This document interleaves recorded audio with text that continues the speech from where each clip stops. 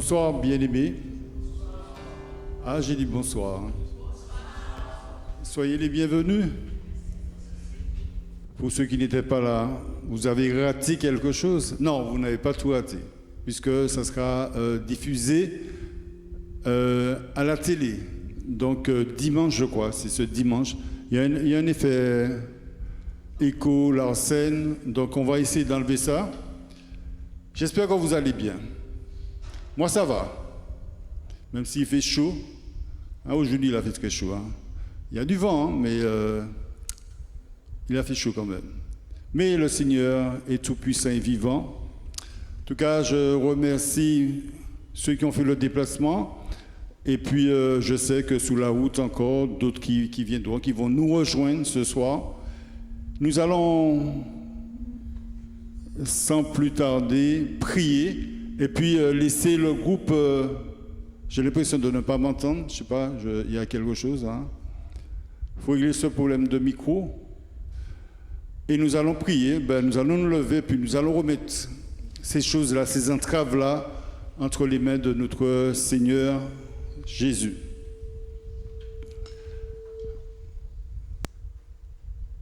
Éternel Dieu Tout-Puissant, nous voilà, Seigneur, réunis, Seigneur, et c'est en ton nom que nous sommes là ce soir. Nous voulons t'honorer, Seigneur, par notre présence, Seigneur mon Dieu, et nous voulons aussi t'honorer, Seigneur mon Dieu, par nos louanges, Seigneur mon Dieu. Nous voulons t'accorder, Seigneur mon Dieu, ce premier temps, Seigneur, que tu puisses prendre place dans cette salle, mais nous voulons surtout que, Seigneur, tu puisses prendre place dans nos cœurs, tu puisses prendre place dans nos vies, Seigneur, parce que, Seigneur, si nous vivons, c'est grâce à toi. Si nous sommes là, c'est grâce à toi. Si nous sommes venus, c'est en ton nom que nous sommes là, Seigneur. Que tu puisses nous bénir encore ce soir, Seigneur. Nous te disons bienvenue parmi nous, Seigneur.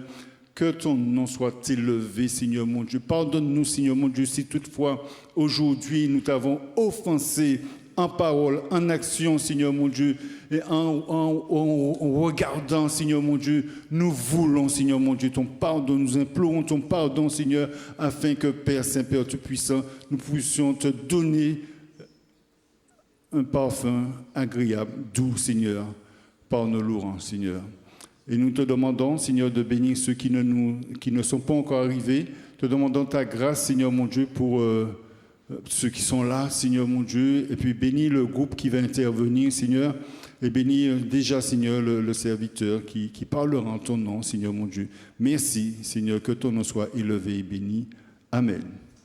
Alors, je veux encore vous parler un petit peu du frère Viguier. Michel Viguier qui est là, il a fait la présentation la dernière fois.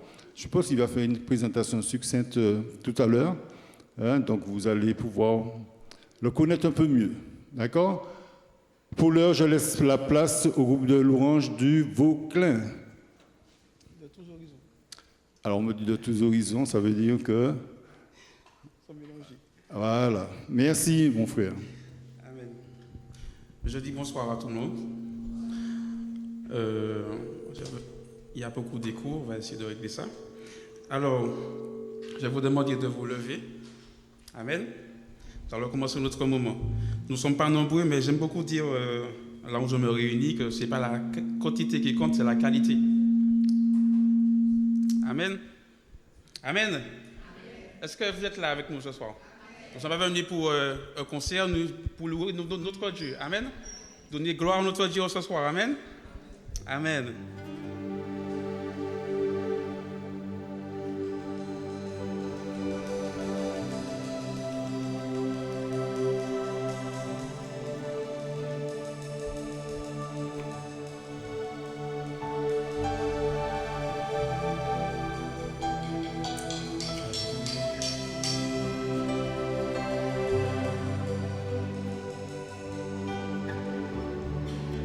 Est-ce qu'on peut le dire ensemble que les murs tremblent ce soir? Que les murs tremblent au son de nos louanges, alors que nos voix s'unissent à celles des anges. Réponds sur nous, ton esprit apaisant. Ô Jésus,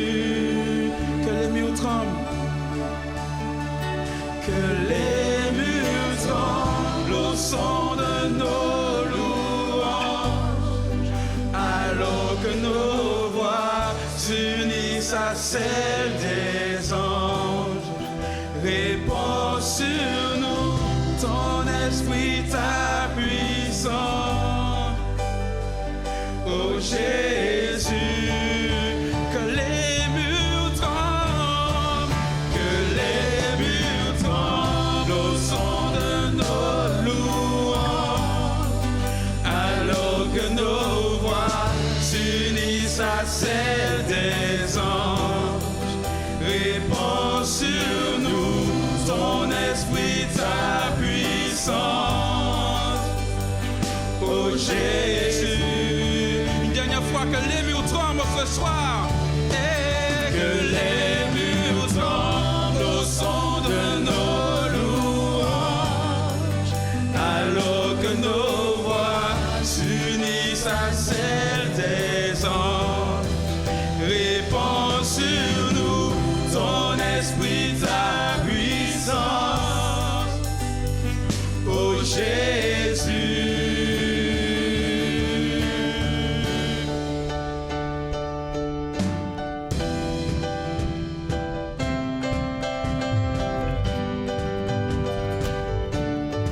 On va dire à notre âme de bénir l'Éternel ce soir.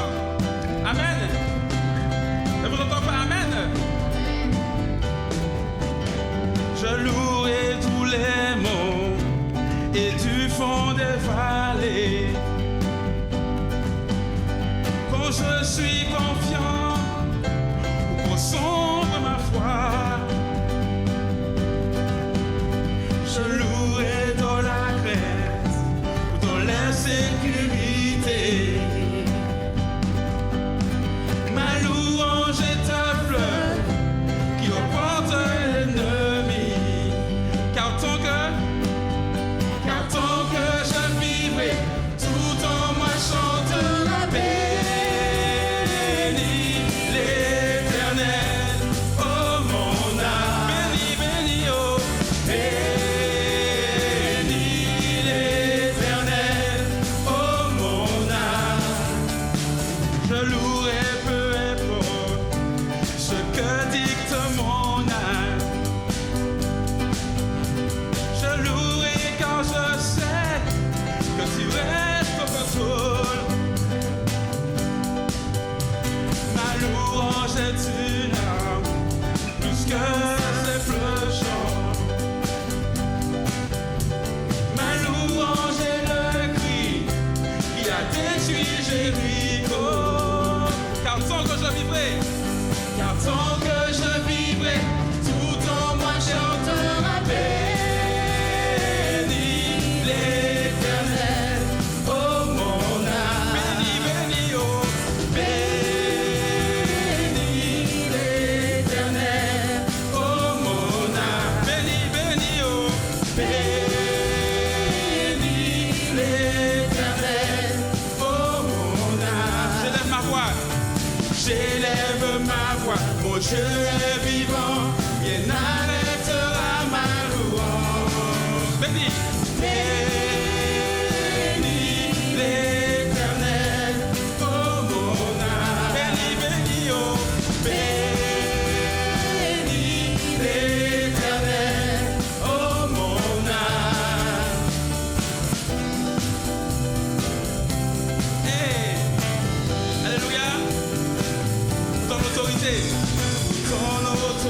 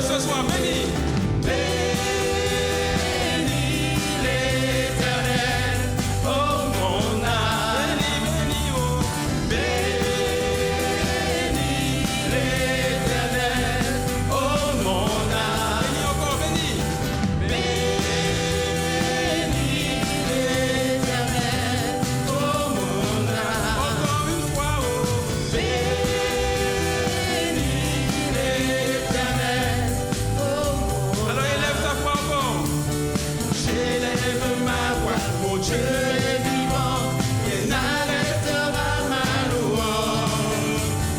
J'élève ma voix, oh Dieu est vivant, il n'arrêtera ma louange. J'élève ma voix. J'élève ma voix, oh Dieu est vivant, il n'arrêtera ma louange. Alors bénis. Bénis l'Éternel, oh mon âme. Donne-le quoi, bénis.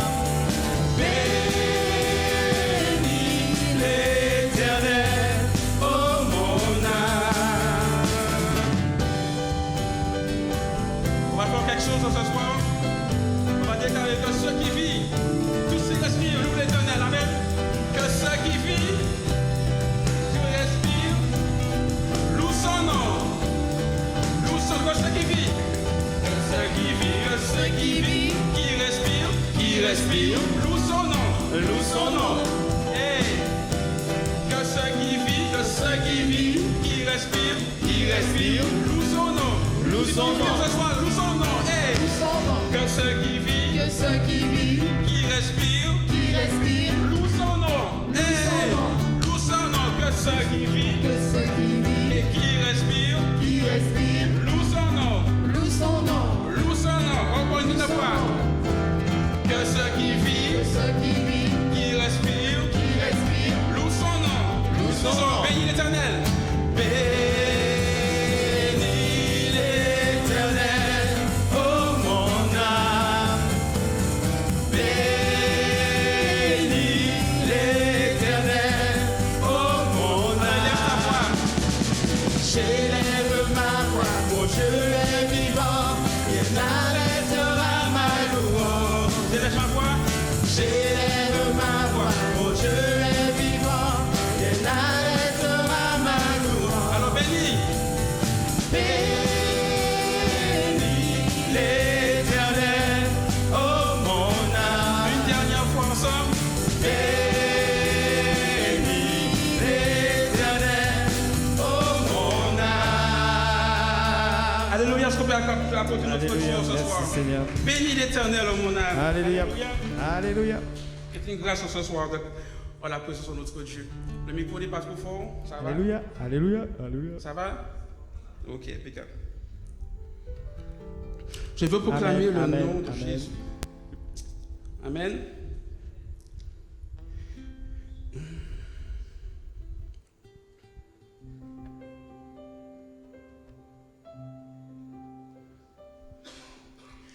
Je veux proclamer le nom de Jésus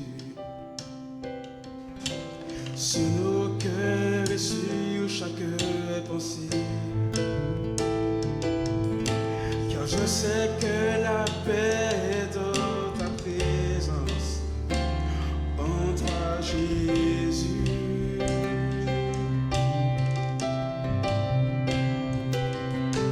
Je veux proclamer le nom de Jésus jusqu'à ce que les chaînes soient brisées. Je vois que l'espoir et la liberté sont en Jésus. Et nous déclarons que son nom est puissant. Son nom est puissant. Et ton nom est vie. Ton nom est vie. Oui, tu brises les chaînes. Tu brises les chaînes, tu perces la nuit, consumes tout. Oui, je veux proclamer. Je veux proclamer le nom de Jésus Sur nos peurs, sur nos cœurs et sur chaque côté.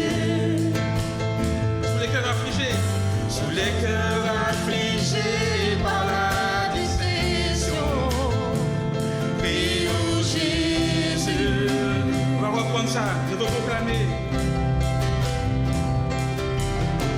Je veux proclamer le nom de Jésus Sur nos peurs et sur notre anxiété. sur nos peurs et sur notre anxiété. affligés par la dépression. Sur les cœurs affligés par la dépression. Prie au Jésus. Car ton nom est puissant.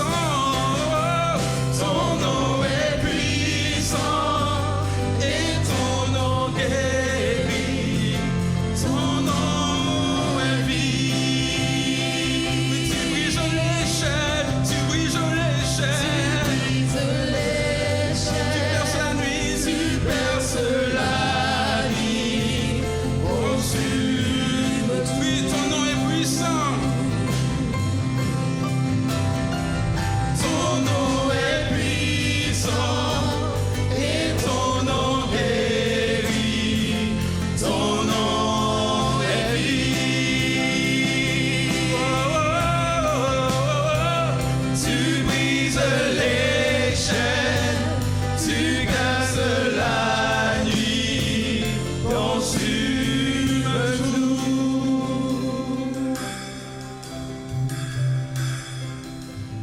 Proclamons son nom ensemble, partout dans nos vies.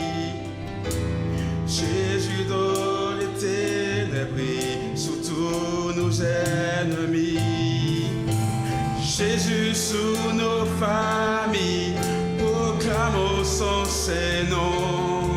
Jésus, oh, proclamons son nom ensemble. Oh, proclamons son nom ensemble, partout dans nos vies.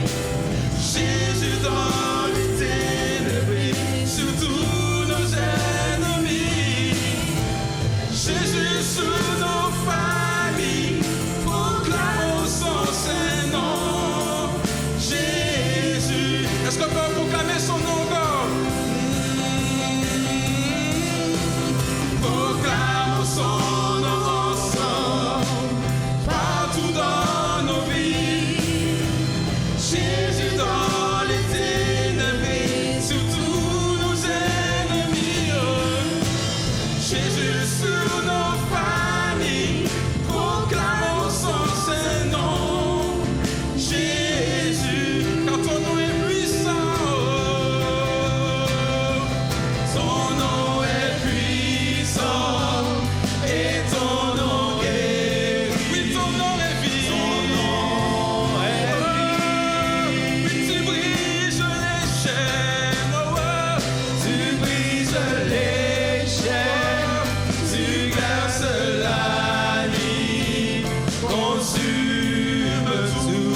Ton nom, oui, ton Ton nom est puissant et ton nom guérit. Ton nom est vie. Tu brises les chaînes, tu perces la nuit, consume tout. proclamons son nom. Proclamons son nom ensemble, partout dans nos vies. Jésus dans les ténèbres, sous tous nos ennemis. Jésus sous nos familles, proclamons son Saint-Nom. Jésus, Proclamons son nom. proclamons son nom ensemble, partout dans nos vies. Jésus dans les ténèbres, sur tous nos ennemis. Jésus sous nos familles, proclamons son Saint-Nom.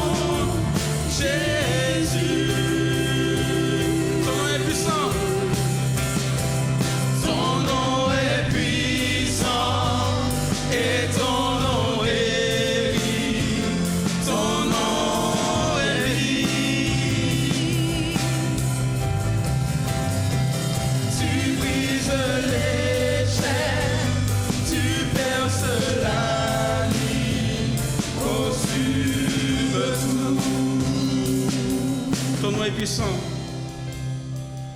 Ton nom est puissant et ton nom guérit.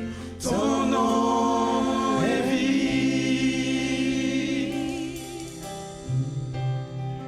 Tu brises les chaînes, tu perces la nuit, consume tout. Alléluia.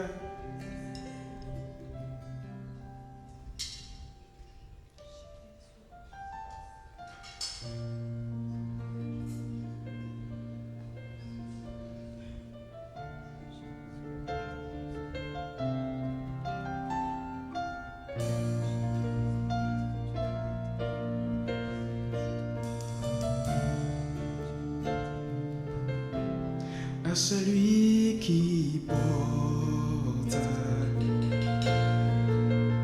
une couronne d'épines, à celui qui fut outragé, blessé, ses mains et ses pieds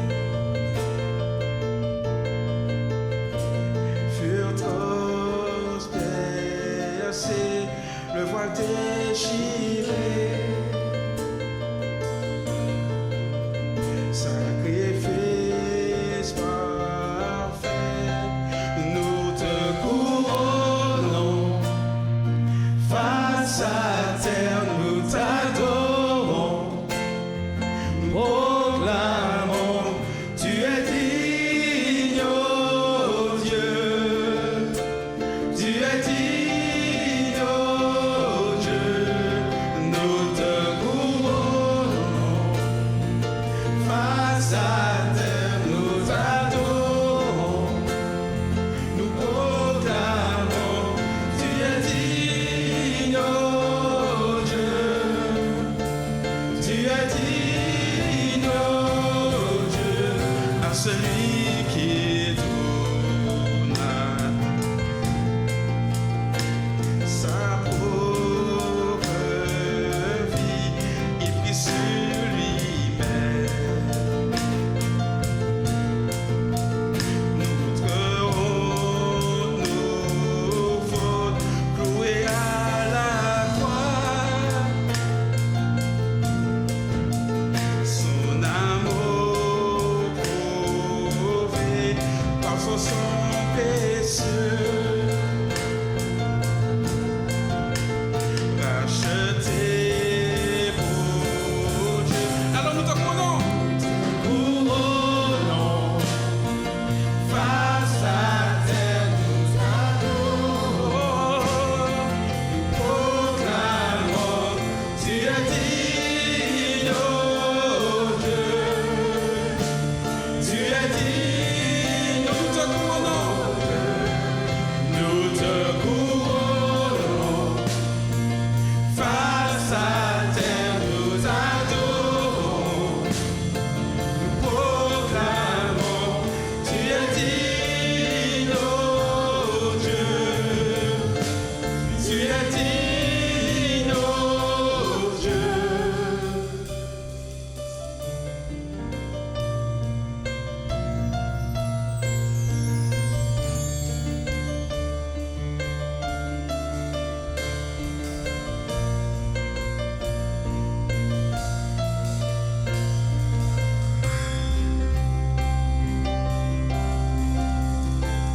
À celui qui souffrit toute la honte de la croix, à l'agneau immolé, prix de notre rachat, pour le Fils qui a vaincu la puissance de la mort, la croix.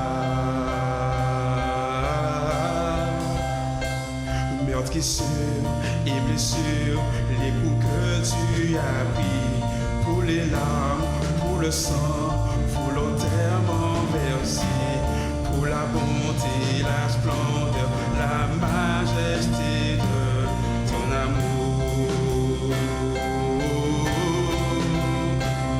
À celui qui souffrit toute la honte de la croix, à l'agneau immolé, prix de nos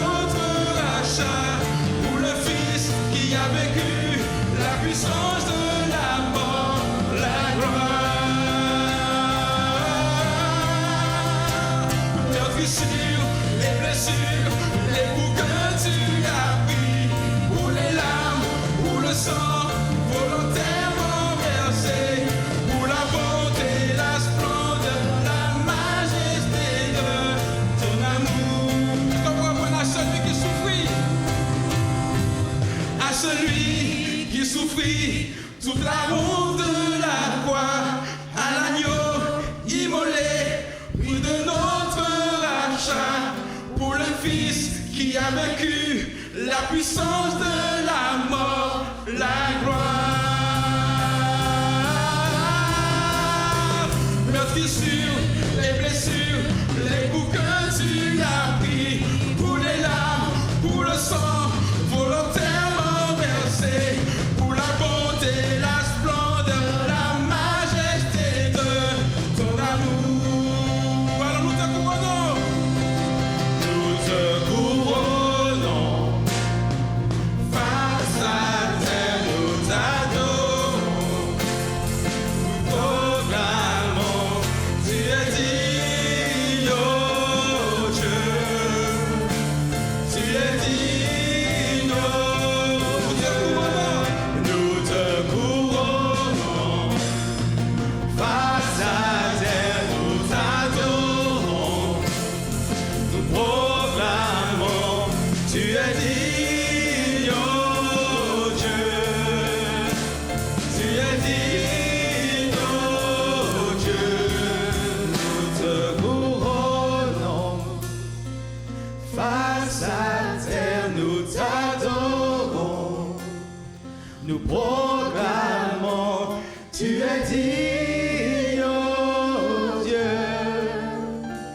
Tu es digne, oh Dieu, nous te couronnons, face à terre nous t'adorons, nous proclamons, tu es digne, oh Dieu, tu es digne, oh Dieu.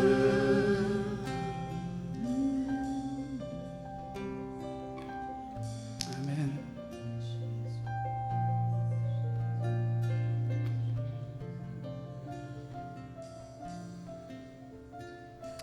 Alléluia.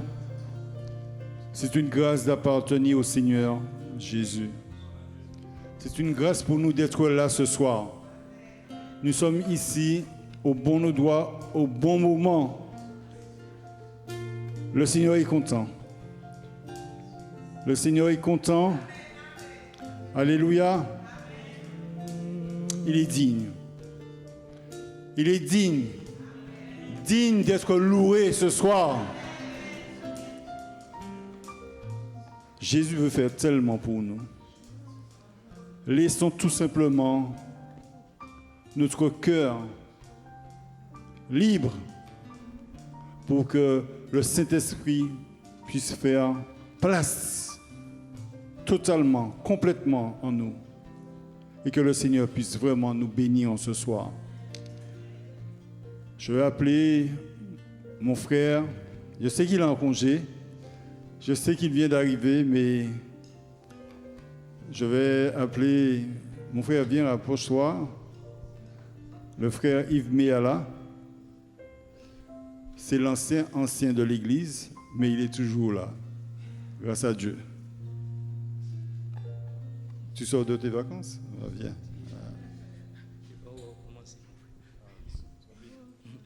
Bien, mes frères et sœurs, bonsoir. Prions ensemble. C'est bien ça. Éternel, notre Seigneur, notre Dieu, nous voulons simplement te remercier pour ta présence en ce soir. Car c'est ta parole qui nous dit, là, 2 ou 3 sont réunis en ton nom, tu es au milieu de nous. Et nous le proclamons ce soir, alors merci pour cette présence, dans notre présence. Nous te louons parce que tu es le grand Dieu, celui qui a créé le ciel, la terre et qui nous a donné la vie. Et reconnaissant nos limites, ce soir, nous sommes là pour te louer, t'adorer et aussi te remettre le déroulement de ce moment, ce séminaire concernant la famille. Nous te prions donc de prendre le plein contrôle, que tu sois au centre de tout, que ton serviteur puisse s'exprimer librement et nous donner ce qu'il faut à chacun de nous pour que cela nous serve d'instruction et que nous puissions mettre en pratique. Ce n'est pas toujours facile, mais tu es le Dieu qui nous accompagne, car tu nous as dit « Je suis avec vous tous les jours jusqu'à la fin des temps ». Alors merci pour encore cet amour grand, puissant, Et merci du fait que tu prendras par ton Saint-Esprit le contrôle de toutes choses et que ta paix demeure dans nos cœurs en ce soir. Et c'est dans le nom de Jésus, ton Fils bien-aimé, Père, que je t'ai prié et pour ta gloire. Amen. Je vais laisser la place aux frères, juste pour dire bienvenue à tous ceux qui nous ont rejoints pendant le moment de louange. Mon frère Viguier, pasteur Michel Viguier.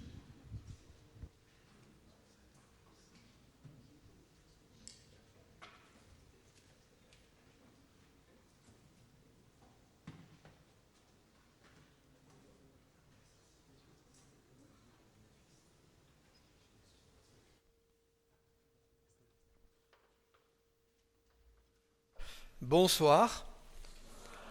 Bonsoir. Je veux m'assurer que vous êtes encore réveillés. Bon, après cette louange, je dois dire, je me suis tourné vers mon épouse, j'ai dit, après cette adoration, frères et sœurs, merci beaucoup, parler du sujet que je vais aborder en premier lieu, je me dis, mais comment je vais faire la transition?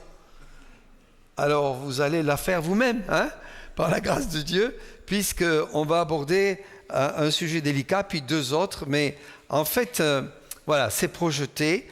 C'est un survol d'une conférence que je donne depuis des années sur la famille. Et on n'a que 2 soirs, donc j'ai dû faire plutôt un survol. Mais merci Seigneur du fait que ce soit enregistré. Donc ceux qui n'étaient pas là mercredi soir, vous pouvez voir. Et je ne vais pas redire ce qui a été dit mercredi, mais on va prier. Notre Père, merci de ta grâce dans nos vies, de ton pardon infini, de ta pureté, ta sainteté. Et nous t'avons adoré ce soir de tout notre cœur pour qui tu es, Seigneur. Parle à nos cœurs, Père, nous te le demandons. Parle, ton serviteur écoute. Conduis toutes choses et bénis nos cœurs ce soir. Et veille sur chacun de nous. Amen. Donc nous avons vu la dernière fois, bien-aimés, ce que je projetais de vous donner, le plan de Dieu pour le mariage, la responsabilité de l'épouse, de l'époux, des enfants, une bonne communication, une bonne entente sur le plan financier. Ben écoutez, j'espère que vous n'avez pas trop de problèmes sur le plan financier parce qu'on ne verra pas ça ce soir. Mais en résumé, on va dire qu'il faut vivre selon ses moyens, ne pas s'endetter au-delà de ce que nous possédons ou pouvons avoir. Parce qu'en fait, c'est un terrible piège que j'ai vécu, moi, en tant que pasteur au Québec, en voyant des jeunes couples tout acheter à des pourcentages d'emprunt jusqu'à 17%. Je me dis, mais c'est fou de commencer la vie avec vouloir tout d'un seul coup et puis avoir un tel emprunt. Enfin, il y aurait beaucoup de choses à dire, mais ce n'est pas le sujet de ce soir. Le sujet de ce soir, c'est une entente sur le plan sexuel. Il faut comprendre dans le couple ce qu'est le plan de Dieu pour le mariage, qui est un plan pour la vie. Alors, bien sûr, il y a parfois des circonstances qui font que certains divorcent. Et évidemment, ce n'est pas le plan de Dieu, premier.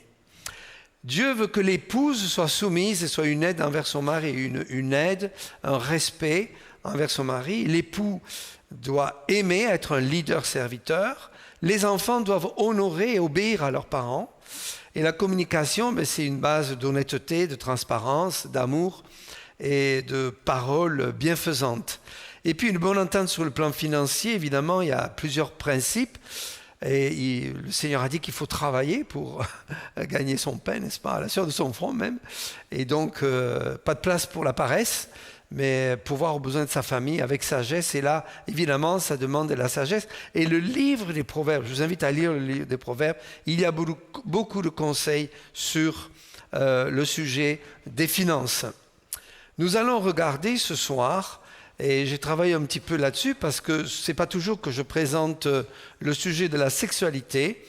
Nous allons voir 3 textes qui sont mentionnés ici et puis un 4e que j'ai ajouté pour ce soir. Genèse 2, 24 dit « C'est pourquoi l'homme quittera son père et sa mère, s'attachera à sa femme et ils deviendront une seule chair. » En traduction du français courant, on traduit Genèse 4, 1 de son union avec Adam, son mari Ève devint enceinte. Et si on lit, et je vous inviterai à tourner dans vos Bibles, si vous avez vos Bibles, bien aimés, en 1 Corinthiens, chapitre 7 et versets 1 à 9. Chapitre 7, versets 1 à 9. Nous lisons en 1 Corinthiens, chapitre 7, versets 1 à 9. Pour ce qui concerne les choses au sujet desquelles vous m'avez écrit, je pense qu'il est bon pour l'homme de ne point toucher de femme. Toutefois, pour éviter la débauche, que chacun ait sa femme et que chaque femme ait son mari. Que le mari rende à sa femme ce qu'il lui doit et que la femme agisse de même envers son mari. Ce n'est pas la femme qui dispose de son corps, c'est son mari. De même, ce n'est pas le mari qui dispose de son corps, c'est sa femme. Ne vous privez point l'un de l'autre, si ce n'est d'un commun accord pour un temps, afin de vaquer à la prière, puis retournez ensemble, de peur que Satan ne vous tente en raison de votre manque de maîtrise. Je dis cela par condescendance, je n'en fais pas un ordre. Je voudrais que tous les hommes soient comme moi, mais chacun tient de Dieu un don particulier, l'un d'une manière, l'autre d'une autre. À ceux qui ne sont pas mariés et aux veuves, je dis qu'il leur est bon de rester comme moi. Mais s'ils manquent de maîtrise, de même qu'ils se marient, car il vaut mieux se marier que de brûler. Et le texte suivant montre le cas de gens mariés qui seraient chrétiens, qui voudraient divorcer. Et Dieu dit non. Et puis le cas de mariage mixte où il y a conversion de l'un des deux et l'un dit moi je m'en vais, je supporte plus ta foi. Et là le terme séparé, c'est carrément le terme divorcé qui semble dans le texte de l'exégèse ici donner la liberté aux croyants qui a vu son conjoint inconverti partir, se remarier. Je sais que c'est un sujet délicat. Mais si vous faites l'exégèse de ce passage, j'ai mis beaucoup de temps à arriver à cette conclusion. Longtemps, j'ai cru jamais remariage, jamais divorce, jamais remariage. Mais il est évident que le texte ici grec donne une possibilité. Et bien sûr, c'est cas par cas. On ne veut pas en faire une polémique ce soir, c'est cas par cas. Cas par cas. Ici, dans ce texte, le contexte de ce passage, ici, il est clair. C'est que dans la ville de Corinthe, il y avait beaucoup de débauches sexuelles. Et il y a une expression d'ailleurs qui dit vivre à la corinthienne. 50% de la population était homosexuelle. À croire que parfois chez nous, les temps n'ont pas trop changé, n'est-ce pas? Quand on voit des gens qui affichent librement aujourd'hui leur homosexualité. Il y avait beaucoup de débauches et chez les chrétiens, ils étaient perturbés. Alors le sexe finalement, c'est pas bon. Le sexe, regardez tout ce que ça provoque, la débauche, la perversité. Et bon, je ne veux pas entrer dans les détails, mais il y avait vivre à la corinthienne, c'était vraiment une perversité terrible. Et les gens disaient, à quoi bon alors avoir des relations sexuelles? Le sexe, c'est mauvais. Et peut-être qu'il y avait une déformation chez ces Corinthiens de comprendre le plan de Dieu au sujet de la sexualité. Et donc, Paul les rectifie ici et il donne une base et on verra certains principes que Dieu permet pour que le couple ait une bonne entente sur le plan de la sexualité. En fait, tout ce séminaire montre que dans tous les domaines, une incompréhension du plan de Dieu pour le mariage, du rôle du mari, du rôle de l'épouse, une mauvaise communication, une mauvaise entente sur le plan financier, parce que non basée sur les Écritures, et une mauvaise entente sur la sexualité, et on verra aussi sur l'éducation des enfants, est une source de conflit possible. Et c'est pour ça que même aujourd'hui, on en a parlé donc mercredi, même dans les milieux chrétiens, il y a des statistiques qui montrent qu'il y a un nombre élevé de couples chrétiens qui divorcent. Mais c'est toujours parmi ces domaines que le conflit naît et qui aboutit finalement à un déchirement. Et on peut dire que le divorce est un terrible déchirement. Souvent, le divorce est lié à l'infidélité, mais aussi à d'autres addictions, on en a parlé, donc Dieu veut veiller sur les couples. Et Satan, évidemment, veut détruire la famille, parce que la société, Dieu l'a voulu stable, basée sur des familles stables. Et quand les familles sont déchirées, ne sont pas stables, la société devient instable. Et c'est pour ça qu'aujourd'hui, il y a de plus en plus de divorces, de délinquance, de voyous, je ne sais pas comment on les appelle ici, mais la famille vit dans un chaos terrible jusqu'à l'école où on apprend la théorie du genre. Moi, j'ai un voisin qui s'est converti et il m'a dit un jour qu'il a dû aller voir la maîtresse, mais il était vraiment en colère parce que sa fille, un jour, est venue chez lui et a dit « écoute, je suis amoureuse. » Ah bon ? Bon, les enfants qui n'ont pas eu quelques sentiments.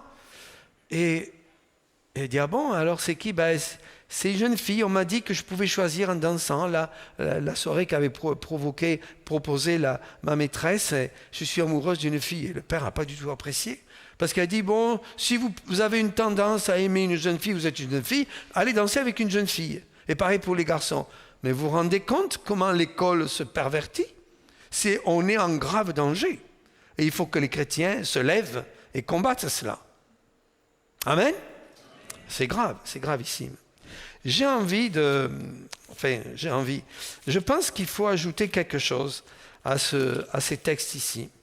Parce qu'on est dans un monde hédoniste où le loisir est au centre de beaucoup de choses, avec beaucoup de tentations, qu'elles soient physiques, sexuelles, matérielles, etc.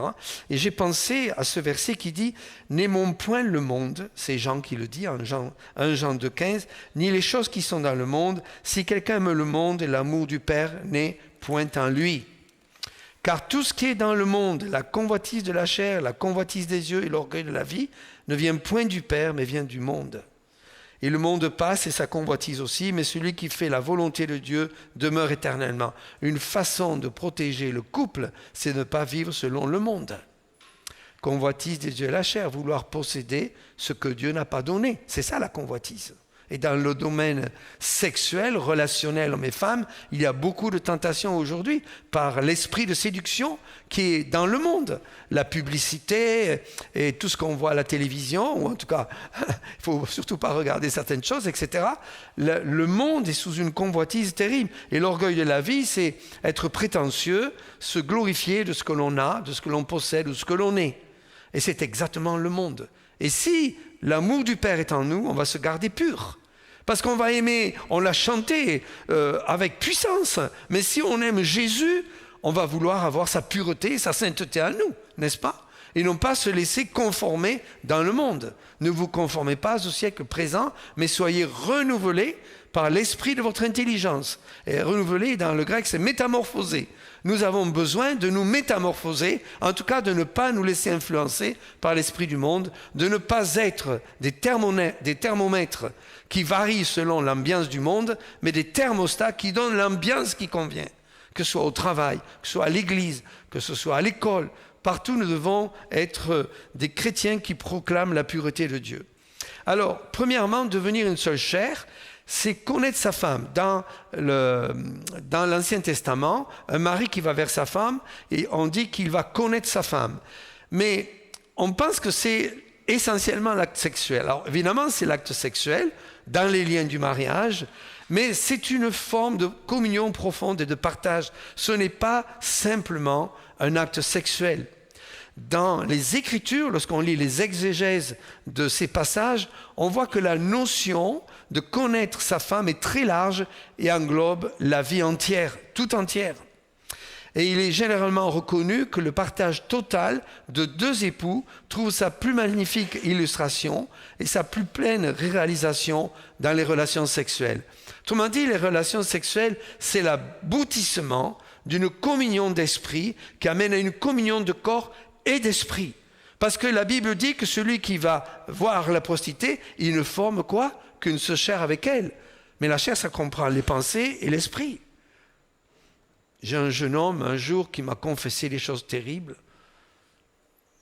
et qui allait vers les prostituées. Et j'ai combattu avec lui jusqu'à ce qu'il soit libéré. La tentation était tellement forte. Il pensait c'est mon corps qui pêchait. Non. C'est toi tout entier qui pêche. C'est toi tout entier qui pêche. Et le jour où il s'est repenti, il a vraiment compris que ce qu'il faisait était péché. Vous vous rendez compte comment cet esprit de séduction avait séduit ce jeune homme pour le faire tomber si bas? Si bas.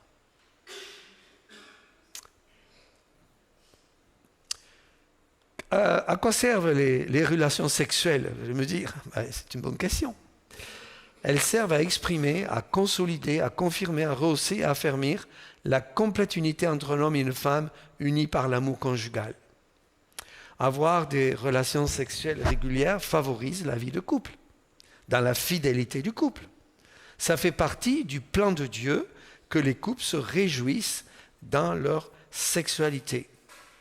Selon la Bible, l'acte sexuel est donc plus qu'un acte physique, c'est un acte de partage, un acte de communion, on l'a déjà établi tout à l'heure. C'est un don total de soi, où le mari se donne tout entier à sa femme et où la femme se donne à son mari de telle façon que les deux deviennent réellement une seule chair. L'acte sexuel est une unité profonde dans le couple. Et c'est un acte profond qui lie deux personnes. On a vu au début de l'exposé sur le mariage que l'homme quittera son père et sa mère, s'attachera à sa femme et deviennent une seule chair. Aujourd'hui, les jeunes, ils deviennent une seule chair et après, peut-être ils s'attachent, peut-être qu'ils quittent la famille. Souvent, la famille pourvoit à leurs besoins et puis ils ont des relations sexuelles et je peux vous donner de nombreux cas où certains sont tombés, où ils ont voulu avoir des relations sexuelles, il y a eu un enfant, l'un est parti ou l'autre est parti, avec des cas tellement difficiles ensuite de gérer cela. Et aujourd'hui, se garder pur, ce n'est pas populaire. Oui, Billy Graham a dit que les héros, il a dit ça il y a des dizaines d'années, et ça fait longtemps qu'il a dit, et c'est encore tellement vrai aujourd'hui, il a dit les héros de la foi aujourd'hui, ce sont ceux qui se gardent purs jusqu'au mariage. Les héros de la foi. Ça parle fort, ça. J'ai fait un jour je partageais ça, je pense, avec mon frère Eric. J'ai fait un jour une retraite. J'étais moniteur de ski et en même temps orateur des jeunes. Alors c'était protestant, mais bon, il y avait des évangéliques quand même. Et j'ai parlé vraiment de la pureté sexuelle. J'ai parlé de beaucoup de choses, mais la pureté sexuelle, comment la tentation chez le jeune, des caresses prolongées, des bises, des promiscuités, amène à l'acte sexuel qu'on regrette après, et qu'il faut se garder pur pour le mariage. Et puis il y a une jeune fille, elle a osé dire, mais est-ce que c'est pas bien d'avoir des relations sexuelles pour voir si ça marche entre nous? Et tout le monde, alors il y avait pas mal de jeunes, pas tout le monde, qui étaient en faveur du concubinage. Et ils avaient 16 ans, 17 ans, 18 ans, 19 ans. Ah, je peux vous dire que... Mais je me suis pris dans un... Alors, il y avait quelques-uns qui m'ont défendu, heureusement. Hein. Mais aujourd'hui, vous dites à des jeunes hommes et des jeunes filles de se garder purs, mais ils pensent que vous êtes sur une autre planète. Parce qu'ils n'ont pas ces valeurs ancrées en eux. C'est pour ça que ces valeurs, dans les foyers, il faut les enseigner aux enfants dès le jeune âge. Et dire que la sexualité n'est pas péché lorsqu'elle est consumée au sein du mariage. Et malheureusement, même, je vous confesse des choses, même des jeunes croyants qui se préparent au mariage, avant le mariage, le jour J, ils brûlent et puis ils ont des relations sexuelles, puis après ils le regrettent. Oui, mais vous savez, ma femme et moi, on est très sérieux dans la préparation au mariage. Très, très sérieux. Pendant 10 mois, on suit les futurs mariés. Et on a vu des transformations de vie, mais extraordinaires. Extraordinaires. Et on a remarqué dans les préparations au mariage que les jeunes qui sont vraiment sérieux, qui suivent le cours, ce séminaire notamment, ils font de beaux couples après. Ils élèvent leurs enfants selon Dieu. Ils deviennent des piliers dans l'église, voire des pasteurs. La famille est essentielle. Un ancien, il est écrit comme description et qualification qui doit bien diriger sa maison. Et tout croyant est appelé à bien diriger sa maison et notamment à enseigner aux enfants la sexualité, parce que si vous ne le faites pas, c'est la rue qui va apprendre à vos enfants ce qu'est la sexualité, avec tous les pièges possibles, la pornographie, la masturbation, les relations sexuelles jeunes, comme je crois que j'ai partagé, je ne me souviens plus quand, au Québec, quand on a quitté le Québec, ma femme et moi, il y avait un lycée à côté. On a appris dans les statistiques de ce lycée que 40% des jeunes entre 14 et 16 ans avaient des relations sexuelles et que 15% avaient des MTS, des maladies transmises sexuellement. Mais où est-ce qu'on va là? Où sont les parents? Et sans pointer du doigt, il faut comprendre que nous devons enseigner les enfants ce qu'est la sexualité et le plus jeune âge possible, parce que les enfants ont beaucoup de questions. Pas besoin de faire des grands dessins, des grands discours, juste répondre simplement, et ainsi les enfants sont rassurés, et leur faire comprendre que la sexualité, c'est dans les liens du mariage, que c'est pur, que c'est pas mauvais, que c'est pas impur, que c'est pas sale, mais que c'est quelque chose qui fait partie du mariage et que Dieu bénit abondamment. Alors, il est évident que les bonnes relations sexuelles constituent un aspect important du développement de l'unité véritable entre les époux. Lorsque, quelque part, dans le lit conjugal, il n'y a plus des relations sexuelles désirées ou des manipulations dans ce domaine-là, c'est que quelque part, il y a des alarmes rouges qui s'allument. Et quelque part, il y a un problème dans le couple. On va en parler dans un instant. Il n'y a pas d'autre domaine du mariage qui suscite plus de conflits et plus d'insatisfaction que celui de la sexualité. En fait, j'ai lu dans un livre que des avocats confirment que la plupart des divorces sont liés à une incompatibilité sexuelle. Qu'est-ce que c'est l'incompatibilité sexuelle? Eh bien, on n'arrive plus à faire l'amour. L'épouse n'arrive plus à jouir, l'homme n'arrive plus à jouir, il est insatisfait, la femme est insatisfaite, peut-être ils se disputent même avant, après, il n'y a pas vraiment une relation sexuelle épanouie dans l'amour de Dieu, dans l'amour l'un pour l'autre, et ils sont devenus déjà incompatibles sexuellement. Alors, la raison essentielle du divorce, c'est l'infidélité. Mais vous savez, l'infidélité a beaucoup de causes. Et parfois, la sexualité est juste le reflet de ce qui se passe dans la vie du couple de tous les jours.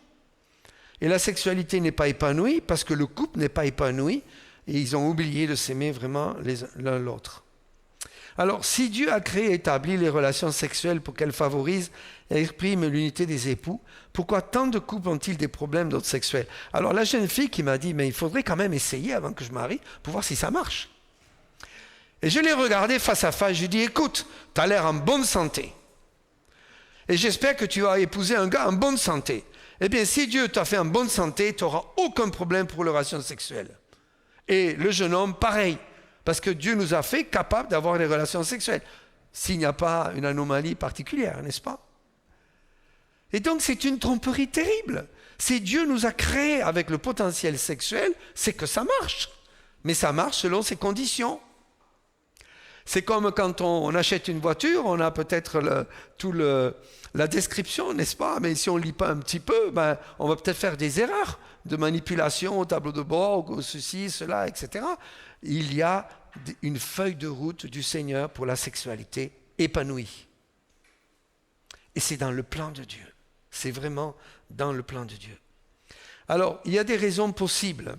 Il y a des raisons possibles. Une des premières, c'est la culpabilité non résolue de péchés sexuels illégitimes du passé, les relations sexuelles avant le mariage. J'ai lu dans des livres qu'il y a des couples, parce qu'ils ont eu des relations sexuelles juste avant le mariage, ou avant le mariage, ils sont mariés, mais il y a comme une culpabilité qui règne dans leur cœur. L'homosexualité, la pornographie, la masturbation, il peut y avoir plein de raisons, ou oui, des choses finalement qui étaient illégitimes devant Dieu. Alors, la bonne nouvelle pour ces couples qui ont peut-être un problème sexuel, c'est de purifier leur conscience.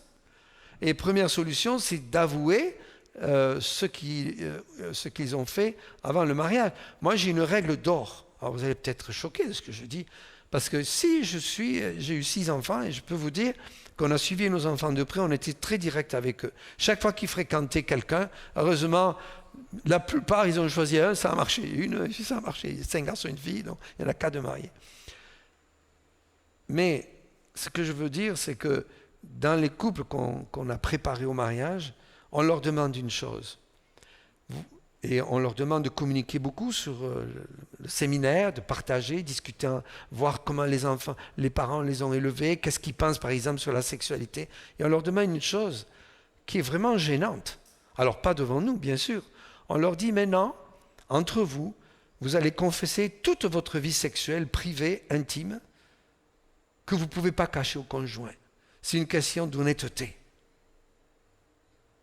Et vous savez, quand ces gens qui se préparent au mariage confessent l'un à l'autre, il y a une libération de la culpabilité.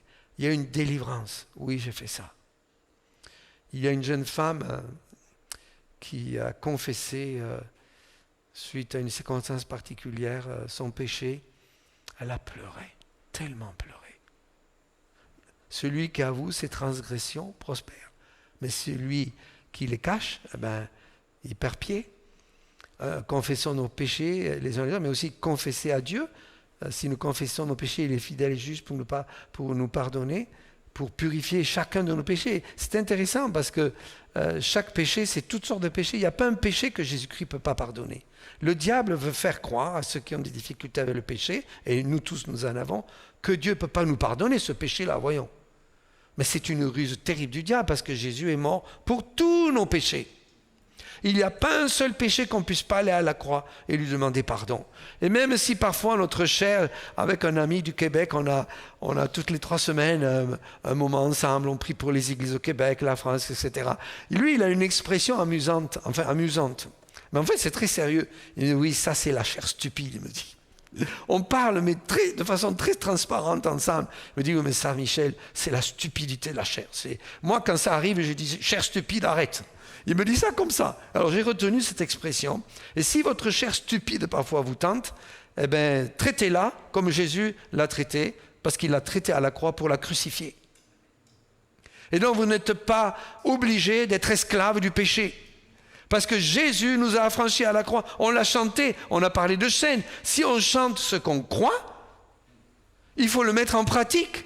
Et s'il y a une chaîne encore qui est un boulet dans la vie de quelqu'un ce soir, ou quelqu'un qui va regarder alors l'enregistrement, mais allez au pied du Seigneur qui délivre de toute chaîne, de tout boulet. Il n'y a pas une seule addiction que Dieu ne puisse pas couper.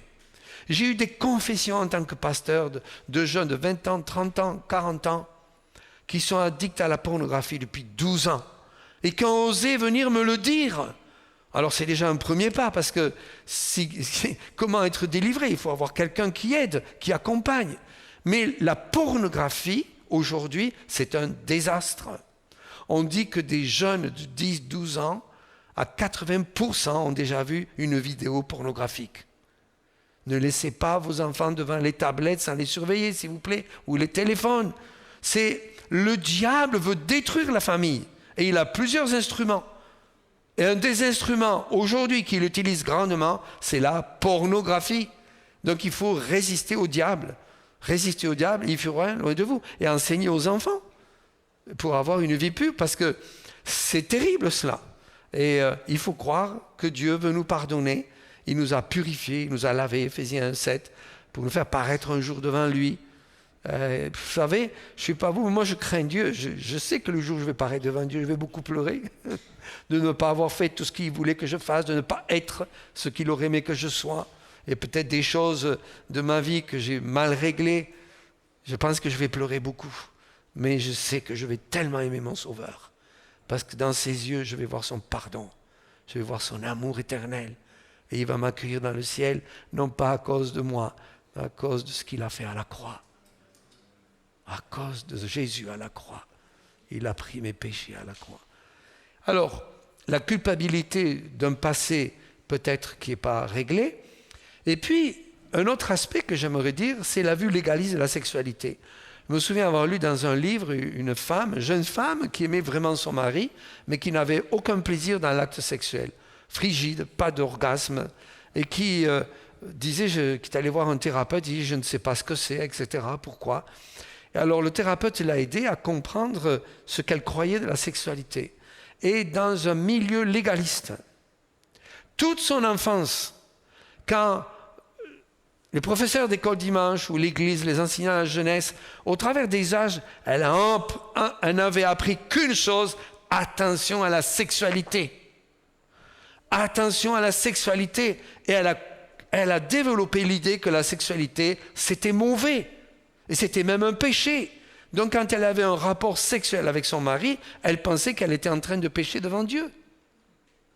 Et une fois qu'elle a été libérée de ce mensonge, parce que le diable est le père du mensonge, et une façon d'être libérée, comme nos frères ont chanté et nos sœurs, c'est de déclarer le mensonge du diable pour aimer la vérité.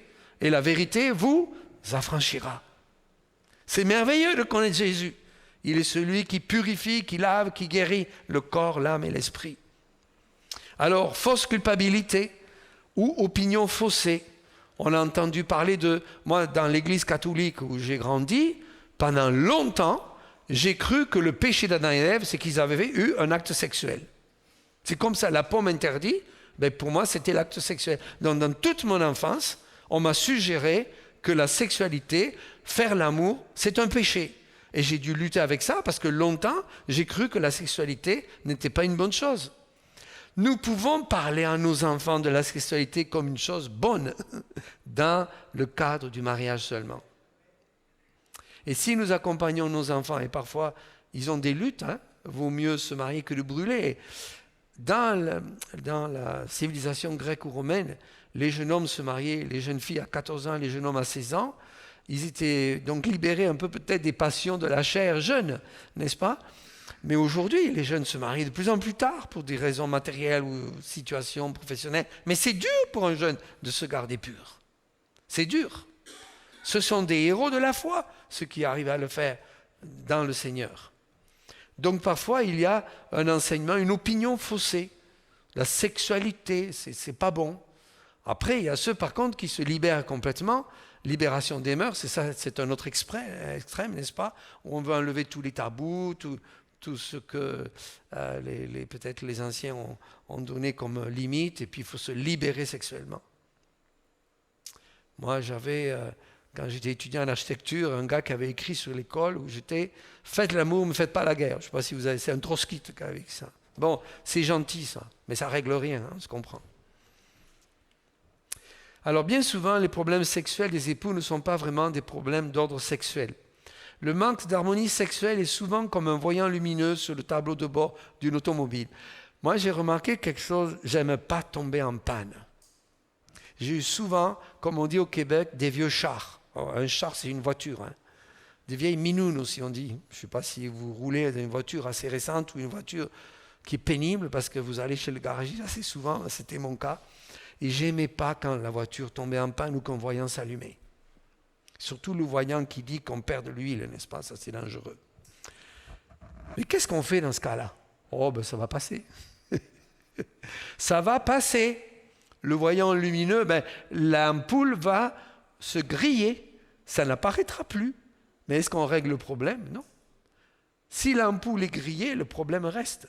Ce n'est pas parce que l'alarme, le voyant le lumineux ne s'allume plus que le problème est réglé, n'est-ce pas ?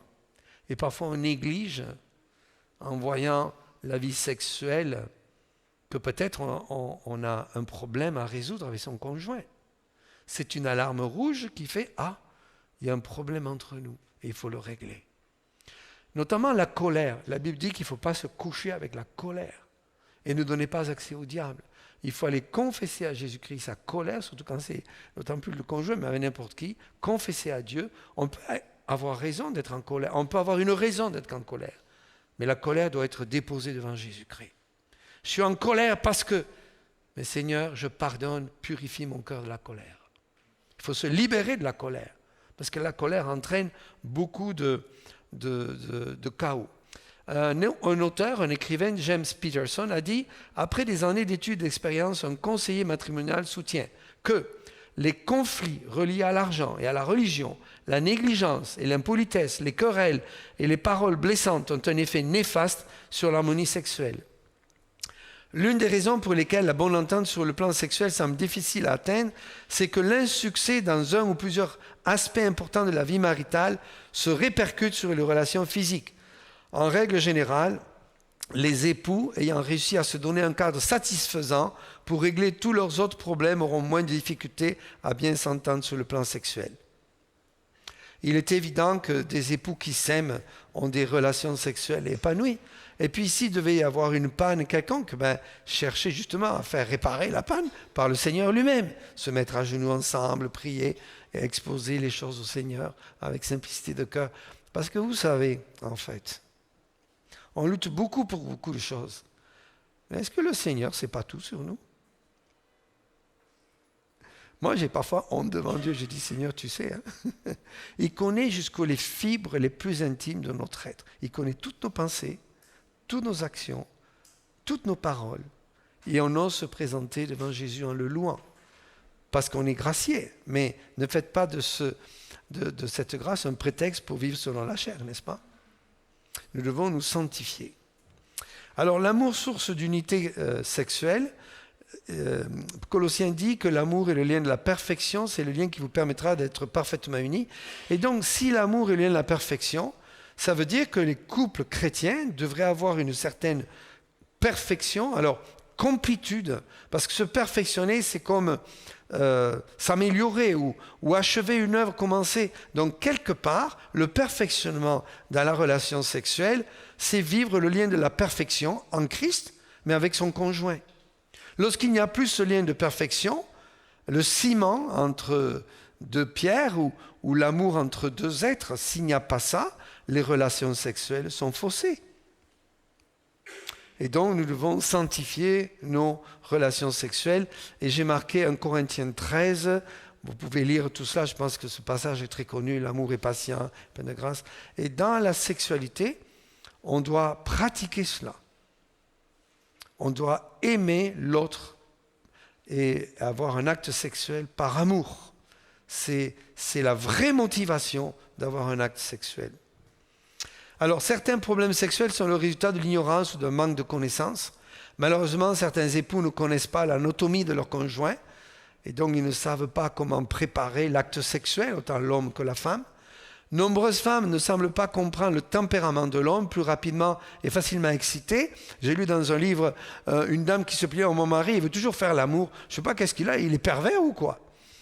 Mais tout simplement, un homme est un homme et puis l'homme est beaucoup plus sensible à la vue, par exemple, est beaucoup plus excité et beaucoup plus rapidement qu'une femme.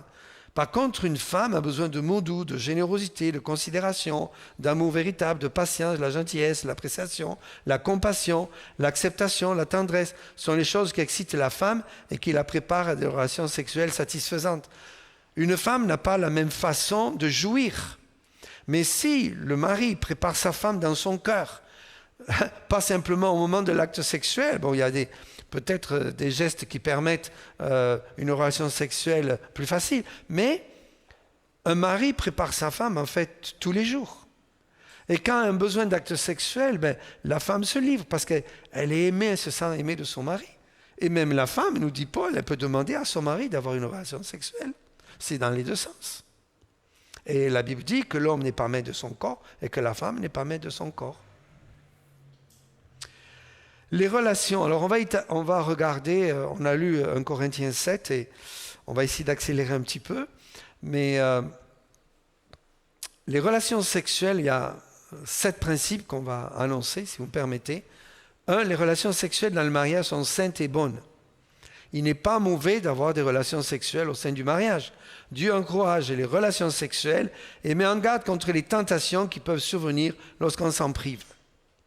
Alors il y a des gens, on va en parler là, qui peuvent manipuler le conjoint pour obtenir ce qu'ils veulent. Et donc tenter le conjoint à aller voir ailleurs. Parce que la tentation est normale chez l'homme et la femme quand il y a de l'amour, il y a un désir de faire l'amour, d'avoir un acte sexuel. Et ce n'est pas mauvais en soi.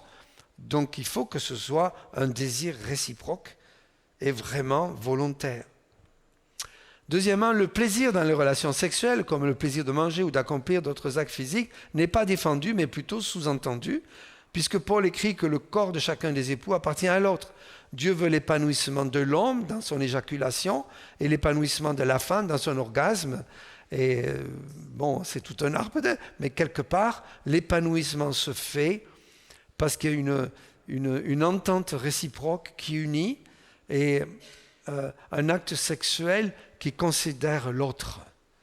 Et dans ce respect mutuel, il y a un vrai épanouissement dans l'acte sexuel. Le plaisir sexuel doit être régi par le principe que la sexualité n'existe pas pour elle-même ou pour le plaisir de soi, mais pour l'autre époux. Pas de place à l'égoïsme.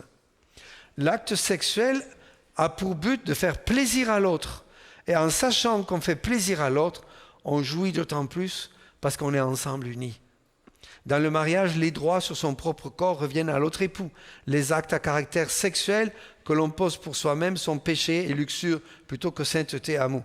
J'ai eu un homme mon église qui un jour est venu me dire, alors qu'il était marié, qu'il pratiquait très fréquemment la masturbation. Alors j'étais surpris, un homme marié, mais finalement, avec le temps, j'ai compris, et je vous le dis, peut-être que quelqu'un a ce problème, j'ai compris que ce frère luttait contre la colère. Il n'arrivait pas à résoudre certains problèmes dans sa vie. Et il devenait, addict à la masturbation comme pour se satisfaire dans d'autres domaines où il n'avait pas satisfaction. C'est subtil ça, n'est-ce pas? C'est comme les gens qui mangent beaucoup à satiété, mais beaucoup plus, qui font de la gloutonnerie parce qu'ils ne sont jamais satisfaits, parce que quelque part dans leur vie, il manque quelque chose qui les satisfait. Et c'est subtil cela, n'est-ce pas? C'est subtil. Les relations sexuelles doivent être régulières et continues. La Bible n'indique pas un nombre précis par semaine. Moi, écoutez, je vous confesse des choses ce soir, un peu délicates, mais un jour, il y a une dame qui est venue me voir, très sincère, parce que je pense qu'elle a un problème de sommeil. Elle me dit, Pasteur Viguier, combien je dois faire l'amour par jour avec mon mari? Oh, je lui dis au moins 2-3 fois par jour. Hein. Mais que répondre? Franchement. Je lui dis, non mais attends, assieds-toi, on va discuter un petit peu. Mais parfois, il y a des chauds lapins, comme on dit, n'est-ce pas? Mais il faut gérer ça aussi. La femme doit être consentante, mais il ne faut pas devenir déséquilibré dans ce domaine. Alors, il n'y a pas de nombre précis par semaine. Onassis, quand il s'est marié avec Jackie Kennedy, j'ai lu une fois, par hasard, mais il y avait des années, leur contrat de mariage. Alors, elle a hérité de sa fortune et tout, mais elle devait faire l'amour avec Onassis au moins 3 fois par mois. C'est un vieil homme, le pauvre, et 3 fois, c'était déjà pas mal. Mais franchement, c'est ça l'amour? Vous vous rendez compte, le contrat du nombre d'actes sexuels. Alors, j'espère qu'on n'a pas ces contrats, etc. Mais lequel des 2 époux se procure l'un à l'autre une satisfaction telle qu'ils éviteront ainsi de brûler en ayant un désir sexuel non comblé et de tenter de rechercher en dehors du mariage la satisfaction de leur désir. Quand il y a une incompréhension sexuelle pour différentes raisons, ça expose le conjoint à être tenté à aller vers une autre femme ou un autre homme. Le principe de la satisfaction mutuelle implique que chaque époux procure à l'autre le plaisir qui lui est dit chaque fois qu'il en a besoin. Toi d'abord. J'ai une expression française, je vais vous faire rire un petit peu. Moi, c'est moi, et toi, tais-toi. Vous connaissez ça? Moi, c'est moi, mais toi, tais-toi.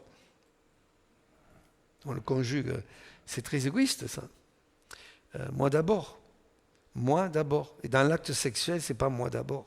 Bien entendu, la fréquence des rapports sexuels est aussi régie par d'autres principes bibliques, comme celui de la modération, le principe selon lequel il ne faut pas rechercher sa propre satisfaction, mais plutôt celle de son conjoint, de sorte que ni l'un ni l'autre n'ait d'exigence de raisonnable. Le désir de satisfaction sexuelle ne doit jamais être gouverné par une convoitise idolâtre. En revanche, la régularité des relations sexuelles ne devait pas être non plus être un prétexte pour négliger de considérer ou de satisfaire un besoin véritable chez l'autre. Et puis, je pense, et je le dis, moi j'ai lu un livre un jour, L'acte conjugal de Tim LaHaye, je ne sais pas si vous connaissez. J'étais un peu révolté de certains aspects qu'il donnait parce que je ne suis pas d'accord avec ce livre pour certaines choses. Et la Bible dit que le lit conjugal soit exempt de toute impureté. Conformément au principe des droits, il ne faut jamais se servir des relations sexuelles comme un moyen de manipulation ou de marchandage. Nous n'aurons pas de rapport ensemble tant que tu. Waouh, ça c'est la manipulation. Aucun des époux n'a le droit de marchander de la sorte. Ça, c'est vraiment pas de l'amour, ça. C'est vraiment une manipulation.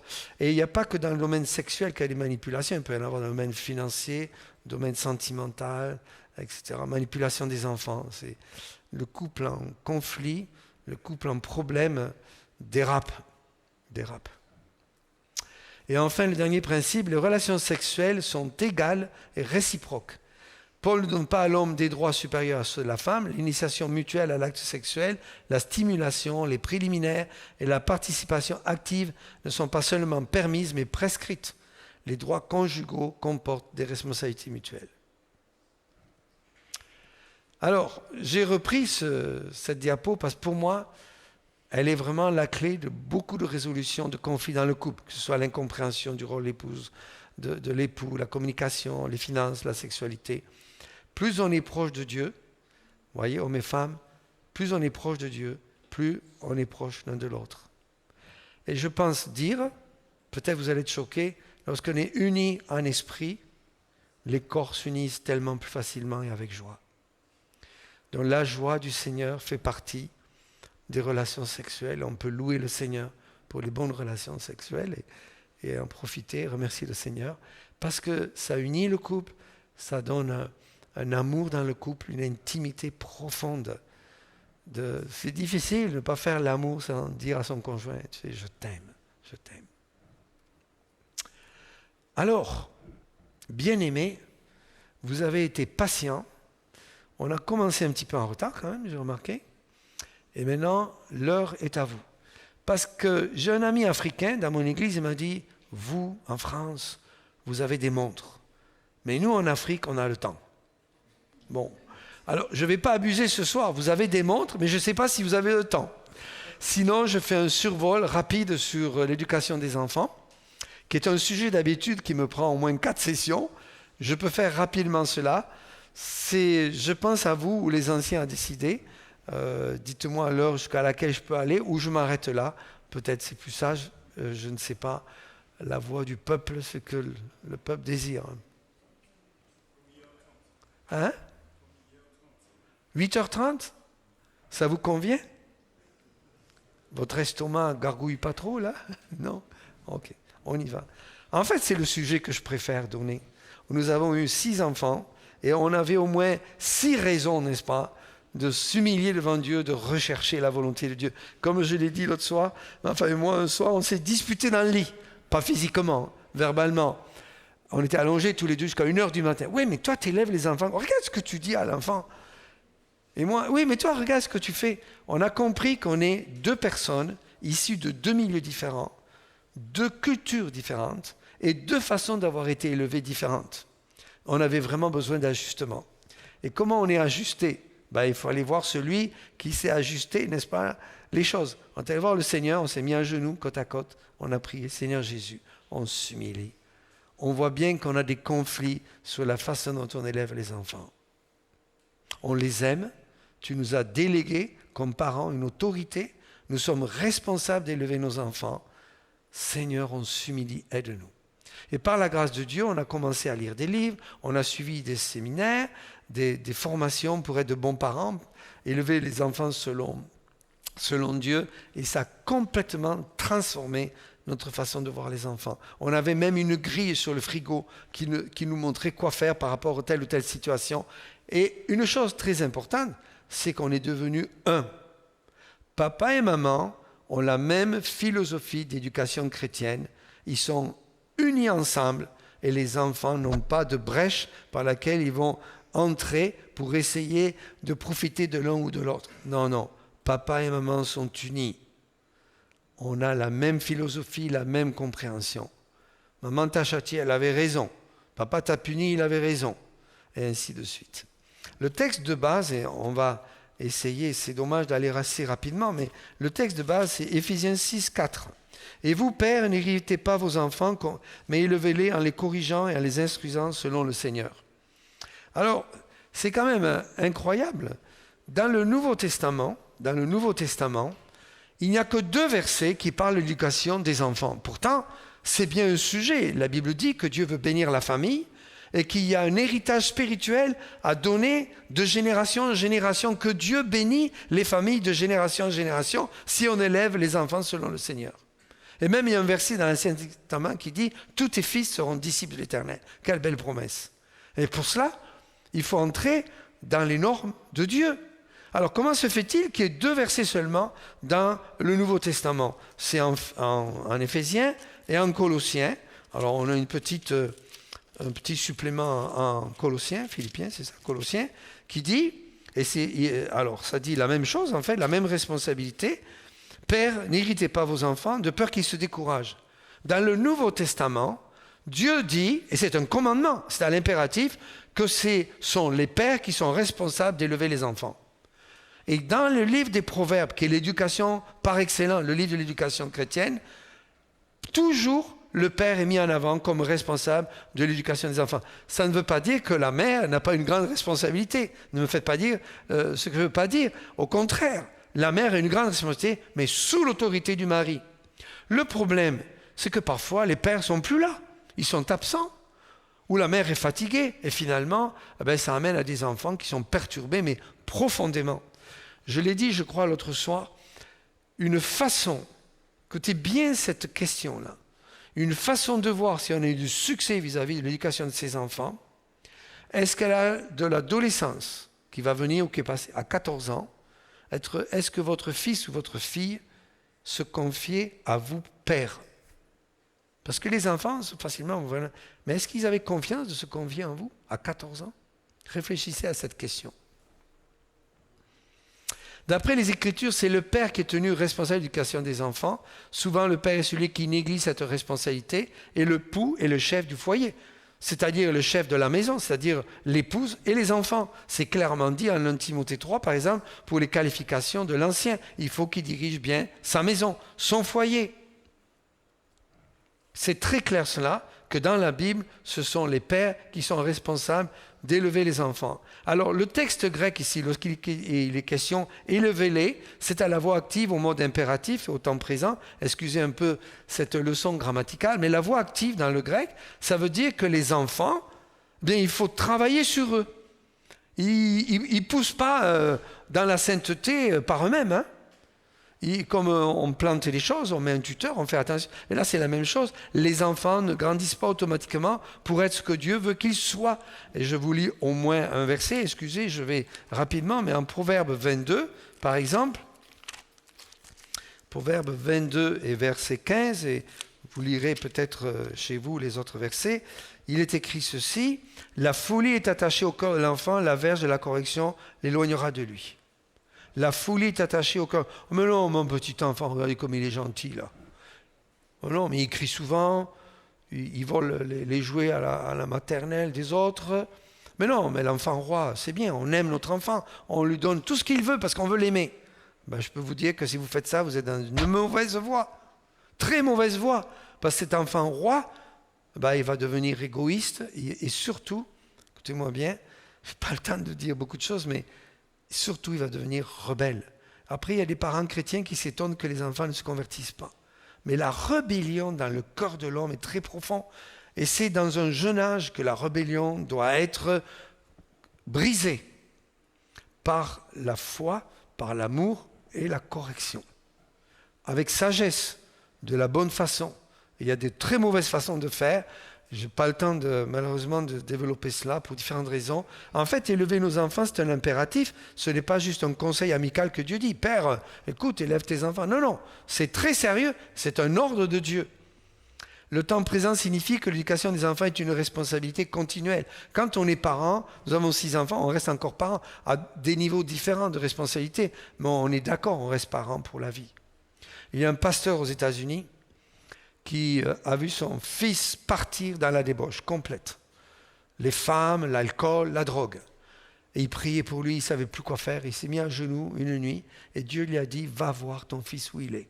Il est allé visiter la maison de débauche où il était. Et quand il est entré, ce qu'il a vu, c'était horrible, horrible. Je ne vous décris pas ce qu'il dit dans son livre, son témoignage. Il voit son fils drogué, en train de dormir. Il va vers lui. Il l'embrasse, il dit « je t'aime » et il repart.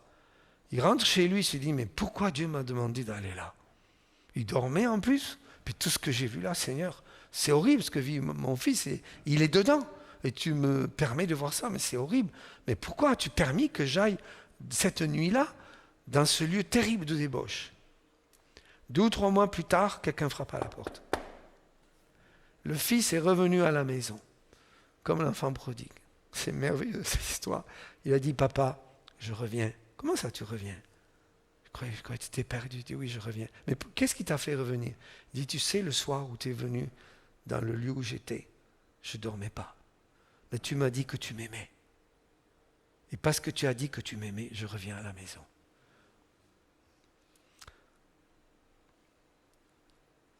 Je ne sais pas s'il y a un d'entre vous qui est loin du Seigneur. Mais soyez comme l'enfant prodigue, revenez vers Dieu, parce qu'il vous aime. Il veut vous prendre dans ses bras et vous dire dans ses bras d'amour, je t'aime mon fils, ma fille, reviens vers moi. Tu es le fils de la promesse, tu es la fille de la promesse. Les objectifs à atteindre, c'est amener nos enfants à connaître, à faire confiance à Jésus-Christ, parce qu'un jour ils s'envolent, et le jour où ils s'envolent de la maison, il faut qu'ils aient confiance en Dieu plus qu'aux parents. Il ne faut pas qu'ils s'appuient sur la foi des parents, mais sur une foi personnelle. Les amener à être de vrais disciples de Jésus-Christ. Moi, j'ai vu des couples, je pourrais raconter plein d'histoires. Ah, il a accepté le Seigneur dans l'école d'image à 4 ans, 5 ans. Il a accepté Jésus dans son cœur. Puis moi, je le revois 15 ans plus tard, 20 ans plus tard à la fac. Il vit en concubinage, il ne vient plus à l'église. Ce n'est pas une vraie profession de foi, ça, n'est-ce pas? Le succès du salut pour nos enfants, c'est quand ils sont de vrais disciples et qu'ils le démontrent par le fruit de l'esprit en eux et le fruit de la repentance et de la foi. Alors il faut faire attention de se contenter de pseudo-conversions qui après, n'est-ce pas, déboussolent complètement les parents. Ah, vous croyez que notre petit enfant... Non, non, non. Il doit porter le fruit d'un vrai disciple. Parfois, les parents sont aveugles. Ils couvrent leurs enfants. Et ils oublient que leur enfant, il est pécheur, il a besoin de se convertir. Les préparer à quitter le nid familial. Alors, comment faire? Alors, rapidement, ne pas irriter les enfants, c'est-à-dire ne pas les prouver jusqu'à la colère. Alors, c'est surtout peut-être pour des jeunes enfants, cela. Pour cela, ne pas attendre d'eux plus qu'ils sont capables de donner. Faire connaître à nos enfants nos attentes et règlements. Parfois, les parents sont tellement exigeants que l'enfant est complètement déboussolé. Une fois, il est exigeant, hyper exigeant, pour une petite chose, puis une autre fois, pour une grosse chose, le père est complètement laxiste, il laisse faire. L'enfant a besoin de règles bien établies. S'il n'y a pas de discipline, s'il n'y a pas de règles bien établies, l'enfant, écoutez-moi bien, ne peut pas être joyeux. Vous savez, quand les enfants sont joyeux, c'est quand les enfants sont disciplinés, cadrés. Quand ils vivent dans un foyer où papa et maman s'aiment, et ils ont établi les règles de justice pour vivre en foyer. Pratiquer ce que nous prêchons, ne pas avoir de double standard. Moi, j'ai vu des gens parfois, des enfants qui se révoltaient contre leurs parents. Ils disent ça, ils vont à l'église, mais dans la maison, après, c'est la foire. Comment les enfants peuvent se convertir s'ils voient les parents qui se disputent continuellement, jour après jour? Ta vie parle tellement fort que je ne peux pas t'entendre. Certains disent à ceux qui ont des faux témoignages. Avoir de bons moments avec eux, des temps de qualité, alors on pourrait développer tout cela, mais avoir des temps de qualité, de mémoire, de souvenirs avec les enfants, c'est extraordinaire. Ne pas irriter les enfants, c'est ne pas les provoquer jusqu'à la colère. Pour cela, ne pas leur permettre d'échouer, de faire des erreurs, d'avoir des défauts. Moi, j'ai un fils assez doué en classe, et un jour, il est arrivé, il avait une note un peu inférieure à 19, quoi. Je dis, comment ça se fait que tu n'es pas premier? Oh là là. Il s'est mis à pleurer. Savez-vous quoi? J'ai pris la leçon de ma vie. Je lui ai demandé pardon. Le Saint-Esprit m'a montré que c'était... J'avais été élevé comme ça moi-même. J'ai dit non, c'est pas ça l'amour d'un enfant. D'atteindre des sommets, d'avoir toujours des attentes, de faire pression, c'est de l'aimer pour ce qu'il est et pour les résultats qu'il peut donner. Et j'avais une tendance, mais je peux vous dire que ma femme m'a aidé, mais j'ai vraiment changé. Et j'ai été capable de me réjouir de tous les résultats des enfants. Mais j'étais content quand ils avaient de bonnes notes quand même. Admettre nos propres erreurs à leur égard et leur demander pardon quand nous les avons fait trébucher et chercher à réparer nos torts. Même nos enfants, des années plus tard, m'ont dit certaines choses. Papa, là, tu sais, tu avais fait ça. J'ai dit, je te demande pardon. Après des années, ils ont sorti ça, mais souvent on leur demandait pardon parce qu'on a fait des erreurs. Mais par contre, on pouvait aussi leur demander, nous demander pardon. Et demander pardon entre frères et sœurs. Et ça marche, hein. Quand vous demandez pardon, papa et maman, qui sont l'autorité, demandent pardon avec humilité, après ils peuvent vraiment exiger la repentance des enfants et le pardon aussi. Se rendre accessible et disponible, c'est une façon d'apprendre l'humilité, n'est-ce pas? En les instruisant selon le Seigneur, le mot instruire, en grec, signifie mettre dans l'esprit, placer dans l'esprit. Vous savez, s'il passe 8 heures ou 4 heures par jour devant la télé, qu'est-ce qu'il va avoir dans son esprit? La télé et le monde. Mais si vous prenez chaque jour un temps pour lire la Bible, prier, qu'est-ce qu'il va retenir? Les choses spirituelles et éternelles. Le monde passe et sa convoitise aussi, mais celui qui fait la volonté de Dieu demeure éternellement. Qu'est-ce qu'on place dans l'esprit de nos enfants? Et si vous ne le faites pas, dites-vous bien que l'école va faire autrement, que la société va faire autrement, que peut-être les amis vont faire autrement. Mais si vous les enseignez dans un droit chemin, ils vont faire la part des choses et ne pas être une éponge vis-à-vis du monde, mais résister au malin et au péché du monde. en les corrigeant selon le Seigneur, élevés dans la discipline du Seigneur. Les enfants ne sont pas de petits anges, ils sont par nature des enfants de nos chers petits-enfants là. Écoutez, moi je les ai vus mentir, je les ai vus voler, je les ai vus être méchants, parce que c'est la nature humaine, c'est ce que nous sommes nous. La nature humaine est comme ça. Et donc nous devons les redresser et les corriger pour leur montrer que chez nous le mensonge, pas de place. La première fois un de nos enfants a menti, je peux vous dire qu'il s'en est souvenu longtemps. Il a pris une telle correction on lui a démontré que chez nous, le mensonge n'a pas de sa place. Il faut dire la vérité, même si ça coûte, même si c'est quelque chose qui montre qu'il a fauté, tu dis la vérité. Et on t'honore quand tu dis la vérité, même si on te punit après. Mais la vérité chez nous, c'est absolu. C'est pas, le mensonge n'a pas de place. On jette le mensonge dehors. Pourquoi ? Parce que le diable est le père du mensonge. Il ne faut jamais accepter le mensonge. Dieu dit qu'il faut les élever avec discipline et celle que le Seigneur a enseignée dans la Bible. La discipline du Seigneur est celle que Dieu a envers ses enfants. Alors, j'ai des exposés sur l'éducation des enfants et je suis obligé, pour convaincre les parents, d'étudier Hébreux 12 qui montre que Dieu a la permission et la liberté. La permission, on se comprend, il la prend, et le droit de nous châtier, nous, en tant qu'enfants de Dieu. Ça vous arrive d'être châtié par Dieu ? Moi, ça m'arrive. Et si je suis châtié par Dieu, c'est que Dieu est mon Père. C'est ce que dit Hébreu. Et Dieu nous dit que nous, les parents, on a autorité sur nos enfants. Et donc, ça veut dire qu'on doit avoir la sagesse de les châtier, mais dans le Seigneur. Et là, il faudrait parler beaucoup, n'est-ce pas ? Parce qu'il y a beaucoup, malheureusement, de déviations dans ce domaine-là, et parfois même la violence pour corriger les enfants qui n'a rien à faire avec la correction du Seigneur. Communiquez que vous attendiez une obéissance immédiate, à l'exemple d'Abraham, sacrifier ton fils, le matin il s'est levé, il allait le sacrifier. Le principe de l'obéissance immédiate, elle est la clé dans la famille. Alors bien sûr, si l'enfant, vous lui dites lire quelque chose, une bande dessinée, allez, tu viens de suite à table, mais laissez-lui finir la page au moins. Il y a une façon de faire. Mais le principe de l'obéissance immédiate, c'est une clé. Parce que ce que Dieu châtie surtout dans la Bible, écoutez-moi bien là, c'est la rébellion. La correction physique est pour corriger chez l'enfant la rébellion. Et Dieu châtie la rébellion. Et il y a des mots d'encouragement lorsque les enfants obéissent, etc. La punition, correction physique est le moyen principal de punir les très jeunes enfants. Très jeunes enfants. Les parents devraient accompagner les punitions d'instruction. Les parents devraient donner les punitions d'un commun accord avec cohérence. Je vais finir par finir. Les parents devraient appliquer les sanctions avec suffisamment de vigueur afin d'ôter chez l'enfant le désir de récidiver. Les parents devraient administrer les punitions avec amour. Et j'ai une question à vous poser. Quel type de parent êtes-vous ? Quel type de parent êtes-vous ? Un parent équilibré selon la Bible et des parents qui s'aiment, qui montent, et c'est la priorité dans la vie d'un croyant, c'est aimer Dieu en premier, on l'a vu l'autre jour, et c'est d'aimer son conjoint en second, puis après les enfants. Mais si vous aimez votre conjoint, l'enfant il est en sécurité. Papa et maman s'aiment. Ils passent du temps ensemble, ils s'aiment. Moi, je suis touché, franchement, je vous le dis avec simplicité. Quand nos enfants disent « Ah ouais, papa et maman, ils s'aiment. » Ils nous présentent, des fois, devant d'autres. « Ah ouais, c'est mon père, c'est vrai, mais vous savez, ils s'aiment toujours. » Ça fait tellement du bien. Puis on a des enfants mariés. Ils viennent nous voir, ils repassent la porte, ils sont là, papa, maman, ils nous serrent dans les bras, ils disent « Papa, je t'aime. » Et là, on récolte ce qu'on a semé. C'est tellement merveilleux. Alors, je regarde quand même le conjoint, l'épouse de mon fils. Je dis, bon, j'espère qu'elle accepte quand même qu'il peut aimer encore son père. Hein. Mais ça se passe très bien. On s'aime, on se voit ensemble, on prie ensemble, on a un groupe WhatsApp, on s'échange les nouvelles, on prie, etc. Ou un parent, et là, c'est toute une exhortation, bien aimé, écoutez bien. On va finir, je pense, avec ça, parce qu'on n'aura pas le temps de voir l'adoration en famille. On va terminer avec ça. Êtes-vous un parent selon la Bible ou un parent tolérant ? Oh, moi j'ai entendu récemment, ah mais ce sont des enfants. Alors on tolère ce qu'ils font. Non, mais la désobéissance, c'est un péché.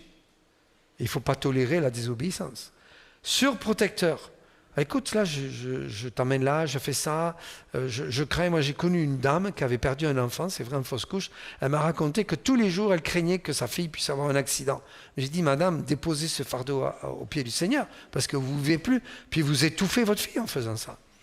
Acheteur, écoute, là, si tu as des bonnes notes, là, voilà, tu auras une récompense. Je vais t'amener au match de foot, je ne sais pas si vous aimez le foot ici, le rugby ou autre chose. Et voilà. Qui menace et répète.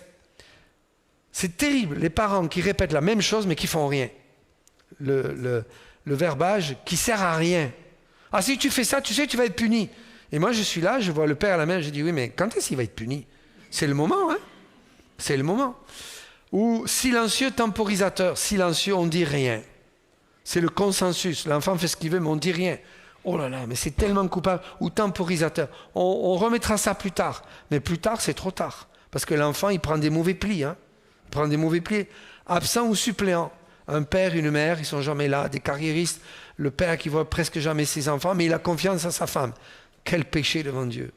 Qui manipule, on en a parlé, inabordable, décourageant.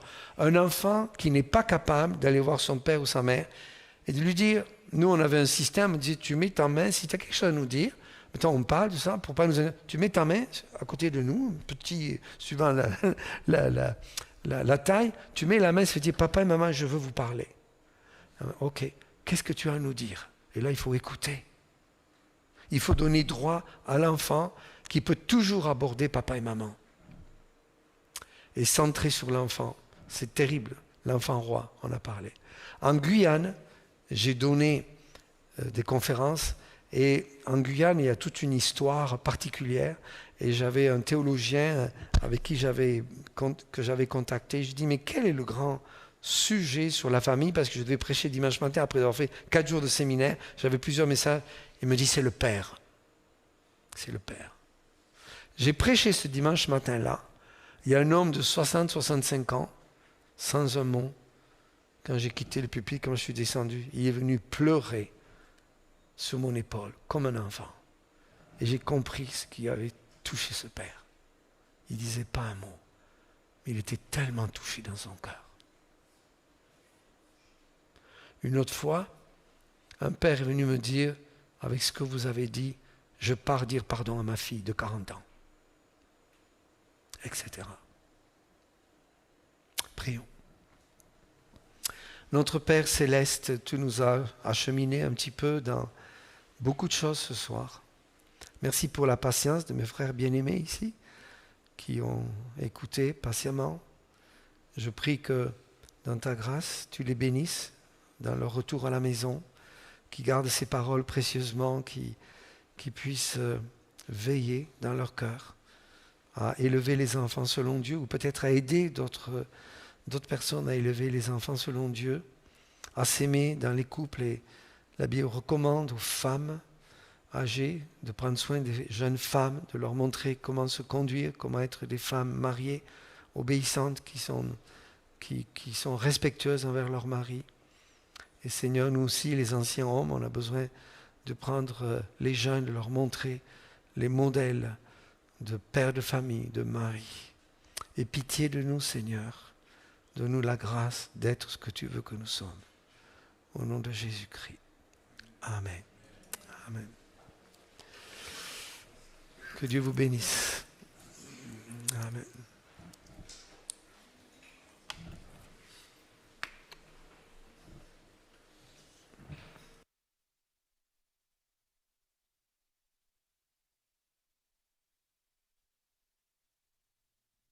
Oui, bonsoir à tous. Nous remercions le pasteur Viguier et son épouse. Je veux savoir quand même est-ce qu'il y a une question dans la salle par rapport à ce qui a été dit avant que nous nous quittions? Pas de questions? Voilà, c'est vrai qu'il a dû faire un peu vite, hein, puisque le temps était compté. Nous n'avions que 2 jours de séminaire. Mais je crois qu'avec ce que nous avons reçu, nous avons de quoi mettre en pratique, n'est-ce pas? C'est ça l'intérêt, hein, c'est pas de recevoir beaucoup, mais le peu que nous avons, plantons-le, chérissons-le, mettez-le en pratique, mais avec beaucoup d'humilité, hein, nous mettons à genoux, avec notre épouse, avec nos enfants, et puis nous disons à notre Dieu que nous voulons progresser, que nous voulons évoluer. Mon frère, tu avais... Vas-y.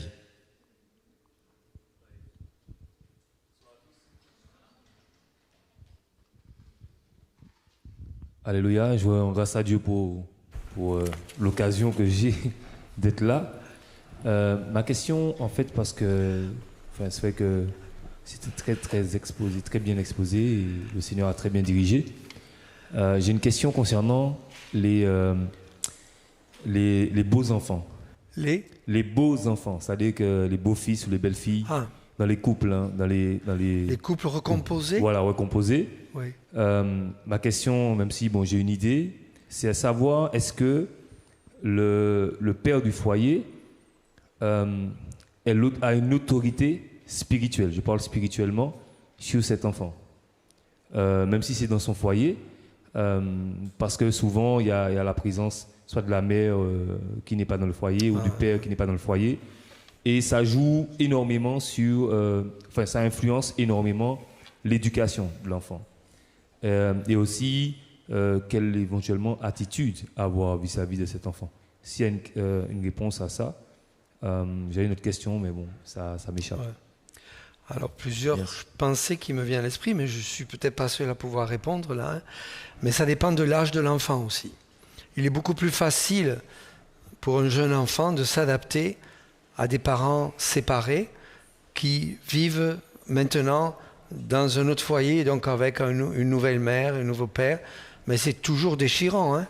Et le divorce amène un chaos mental, psychologique chez l'enfant qui parfois même arrive à avoir des échecs scolaires, un comportement anormal.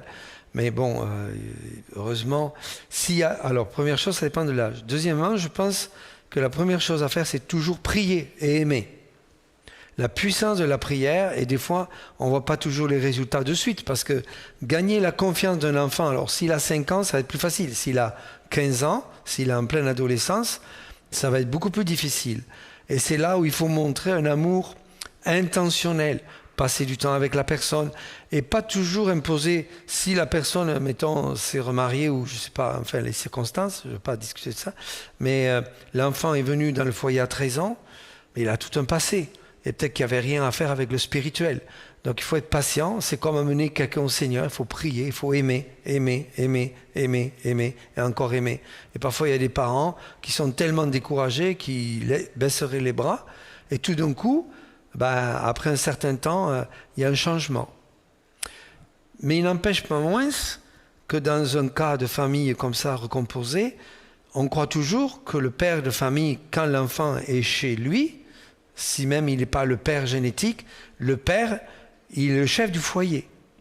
Et l'épouse joue un rôle de montrer maintenant, alors si c'est recomposé, je ne sais pas comment et pourquoi, alors là, on entrerait dans beaucoup de choses, mais si la maman montre, la maman de l'enfant, qui s'est séparée d'un conjoint, bon, peut-être je vais simuler, peut-être qu'elle était violent, qui la battait, elle était obligée de se séparer pour sauvegarder sa vie, ça peut arriver.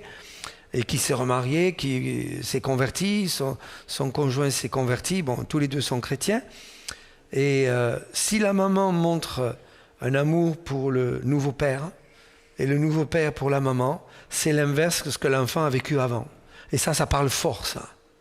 L'amour parle toujours fort, mais il faut être patient. Après, dans l'adolescence, il y a un enfant qui n'a pas été élevé avec des principes qu'on a vus ce soir, il peut avoir beaucoup de rébellion. Et là, il faut être extrêmement patient. Il ne faut pas abandonner. Moi, j'ai un ami, alors je tombe dans un cas particulier, mais bon, c'est délicat parfois de parler de cas particuliers. Son épouse l'a abandonné avec un autre, c'était terrible pour lui, il a déprimé. Puis à un moment donné, il n'en pouvait plus. Il m'a dit, bon, je vais lui laisser les enfants. Je le regarde, je dis, on priait, il venait à mon bureau. Je dis, surtout pas, jamais. Parce que si tu abandonnes tes enfants à ton ex-femme qui est en fait pas convertie, mais ça va être terrible pour tes enfants. Et il a écouté, ça a été pas facile. Et puis ses enfants, par la grâce de Dieu, ils ont grandi. Il y en a une qui s'est mariée dans le Seigneur, qui nous a invités d'ailleurs à son mariage. Et on voit les enfants maintenant qui aiment le Seigneur. Mais voilà, chaque cas, alors je ne sais pas, c'est chaque cas qui est particulier en fait, comme ça, les familles recomposées. Mais la prière l'amour, la vérité, la patience, le fruit de l'esprit. Et c'est vrai qu'à un moment donné, si l'enfant est tellement rebelle, on ne peut pas imposer sa volonté à quelqu'un. Mais par contre, en tant que père, on doit mettre le cadre. Et si l'enfant ne fait pas le cadre, il a des conséquences. Peu importe si c'est notre fils génétique ou non, il y a des conséquences à désobéir à papa et maman, famille recomposée. Et il ne faut pas lâcher prise. Parce qu'à partir du moment où le père de la famille recomposée veut plaire à l'enfant, tout ça, et s'il tombe dans un aspect un peu sentimental et pas être ferme, l'enfant il va en profiter. C'est terrible.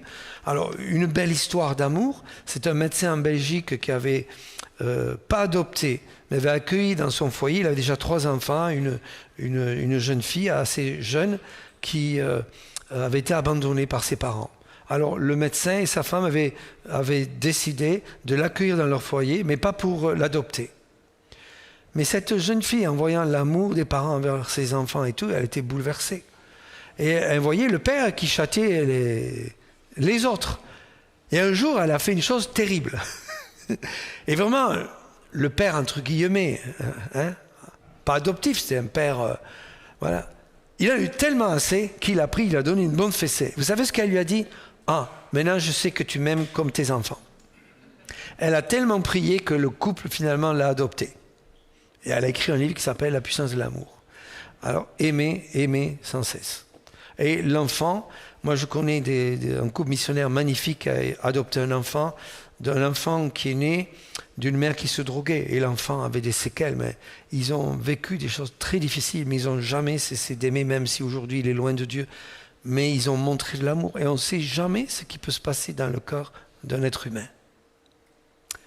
Donc parfois c'est très difficile. Hein.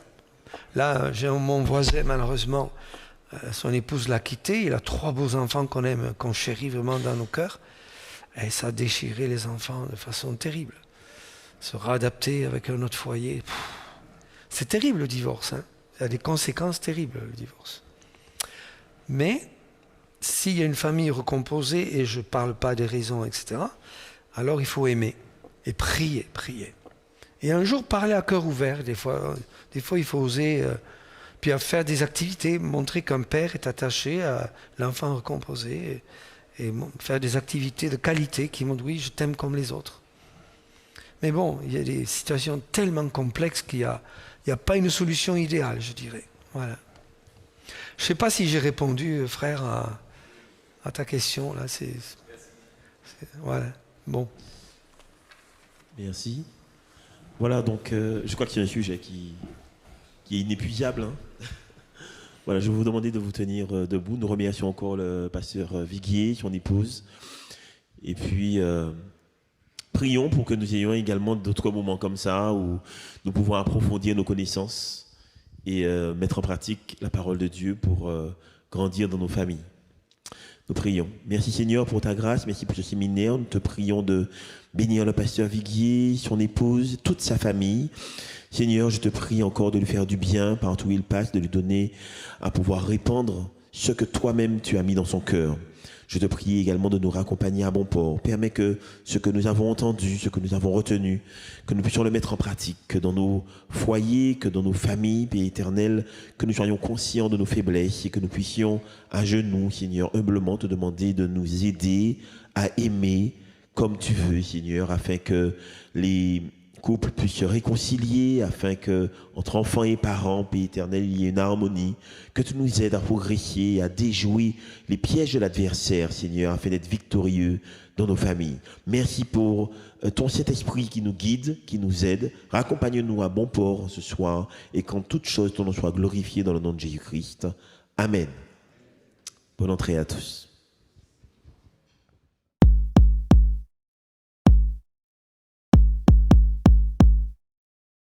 Lord, I thank you for sunshine, thank you for rain. Mais c'est quoi la différence ? La différence, c'est que un étudiant va venir prendre de la matière. Ça commence à 18h30. Donc 18h30, le spectacle commence. Là, ce sont mes expériences qui m'ont poussé vraiment à pouvoir... L'alliance que Dieu va faire avec Abraham. ce qui est devenu de lui. Et donc on comprend que ce que le peuple demande au fond... Responsable du CRCDC qui a la difficile tâche maintenant de mettre en place le nouveau référentiel et d'aller aussi... Où je se trouvais lors de sa vocation, assez manifestement quand il est devenu chrétien. Tu restes là sans rien dire. Calmer, puissance. Ne réglez pas le problème du péché de l'homme. Ne rendez pas l'homme capable de vivre d'une manière libérée du péché. Le poteau de la croix et la chair clouée au bois, Jésus a donné sa vie à la croix.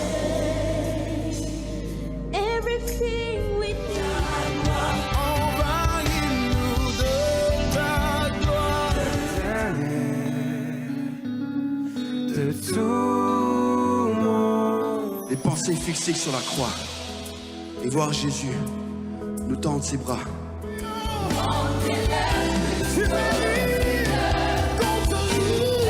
Un mois qui est bien inscrit dans notre calendrier de lutte contre le cancer. La puissance de la louange quand on réalise ce qui se produit quand on élève Dieu, quand on élève son nom, quand on... Très heureux d'être là devant la caméra de Graphé TV. La foule qui est venue pour accueillir les skippers, pour voir le bateau. Salutations à tous de la part d'Éric Barré et bonne nave. Victoire du couloir 3. C'est bon, caméra prête, régie prête, on peut y aller. Joyeux anniversaire, joyeux anniversaire.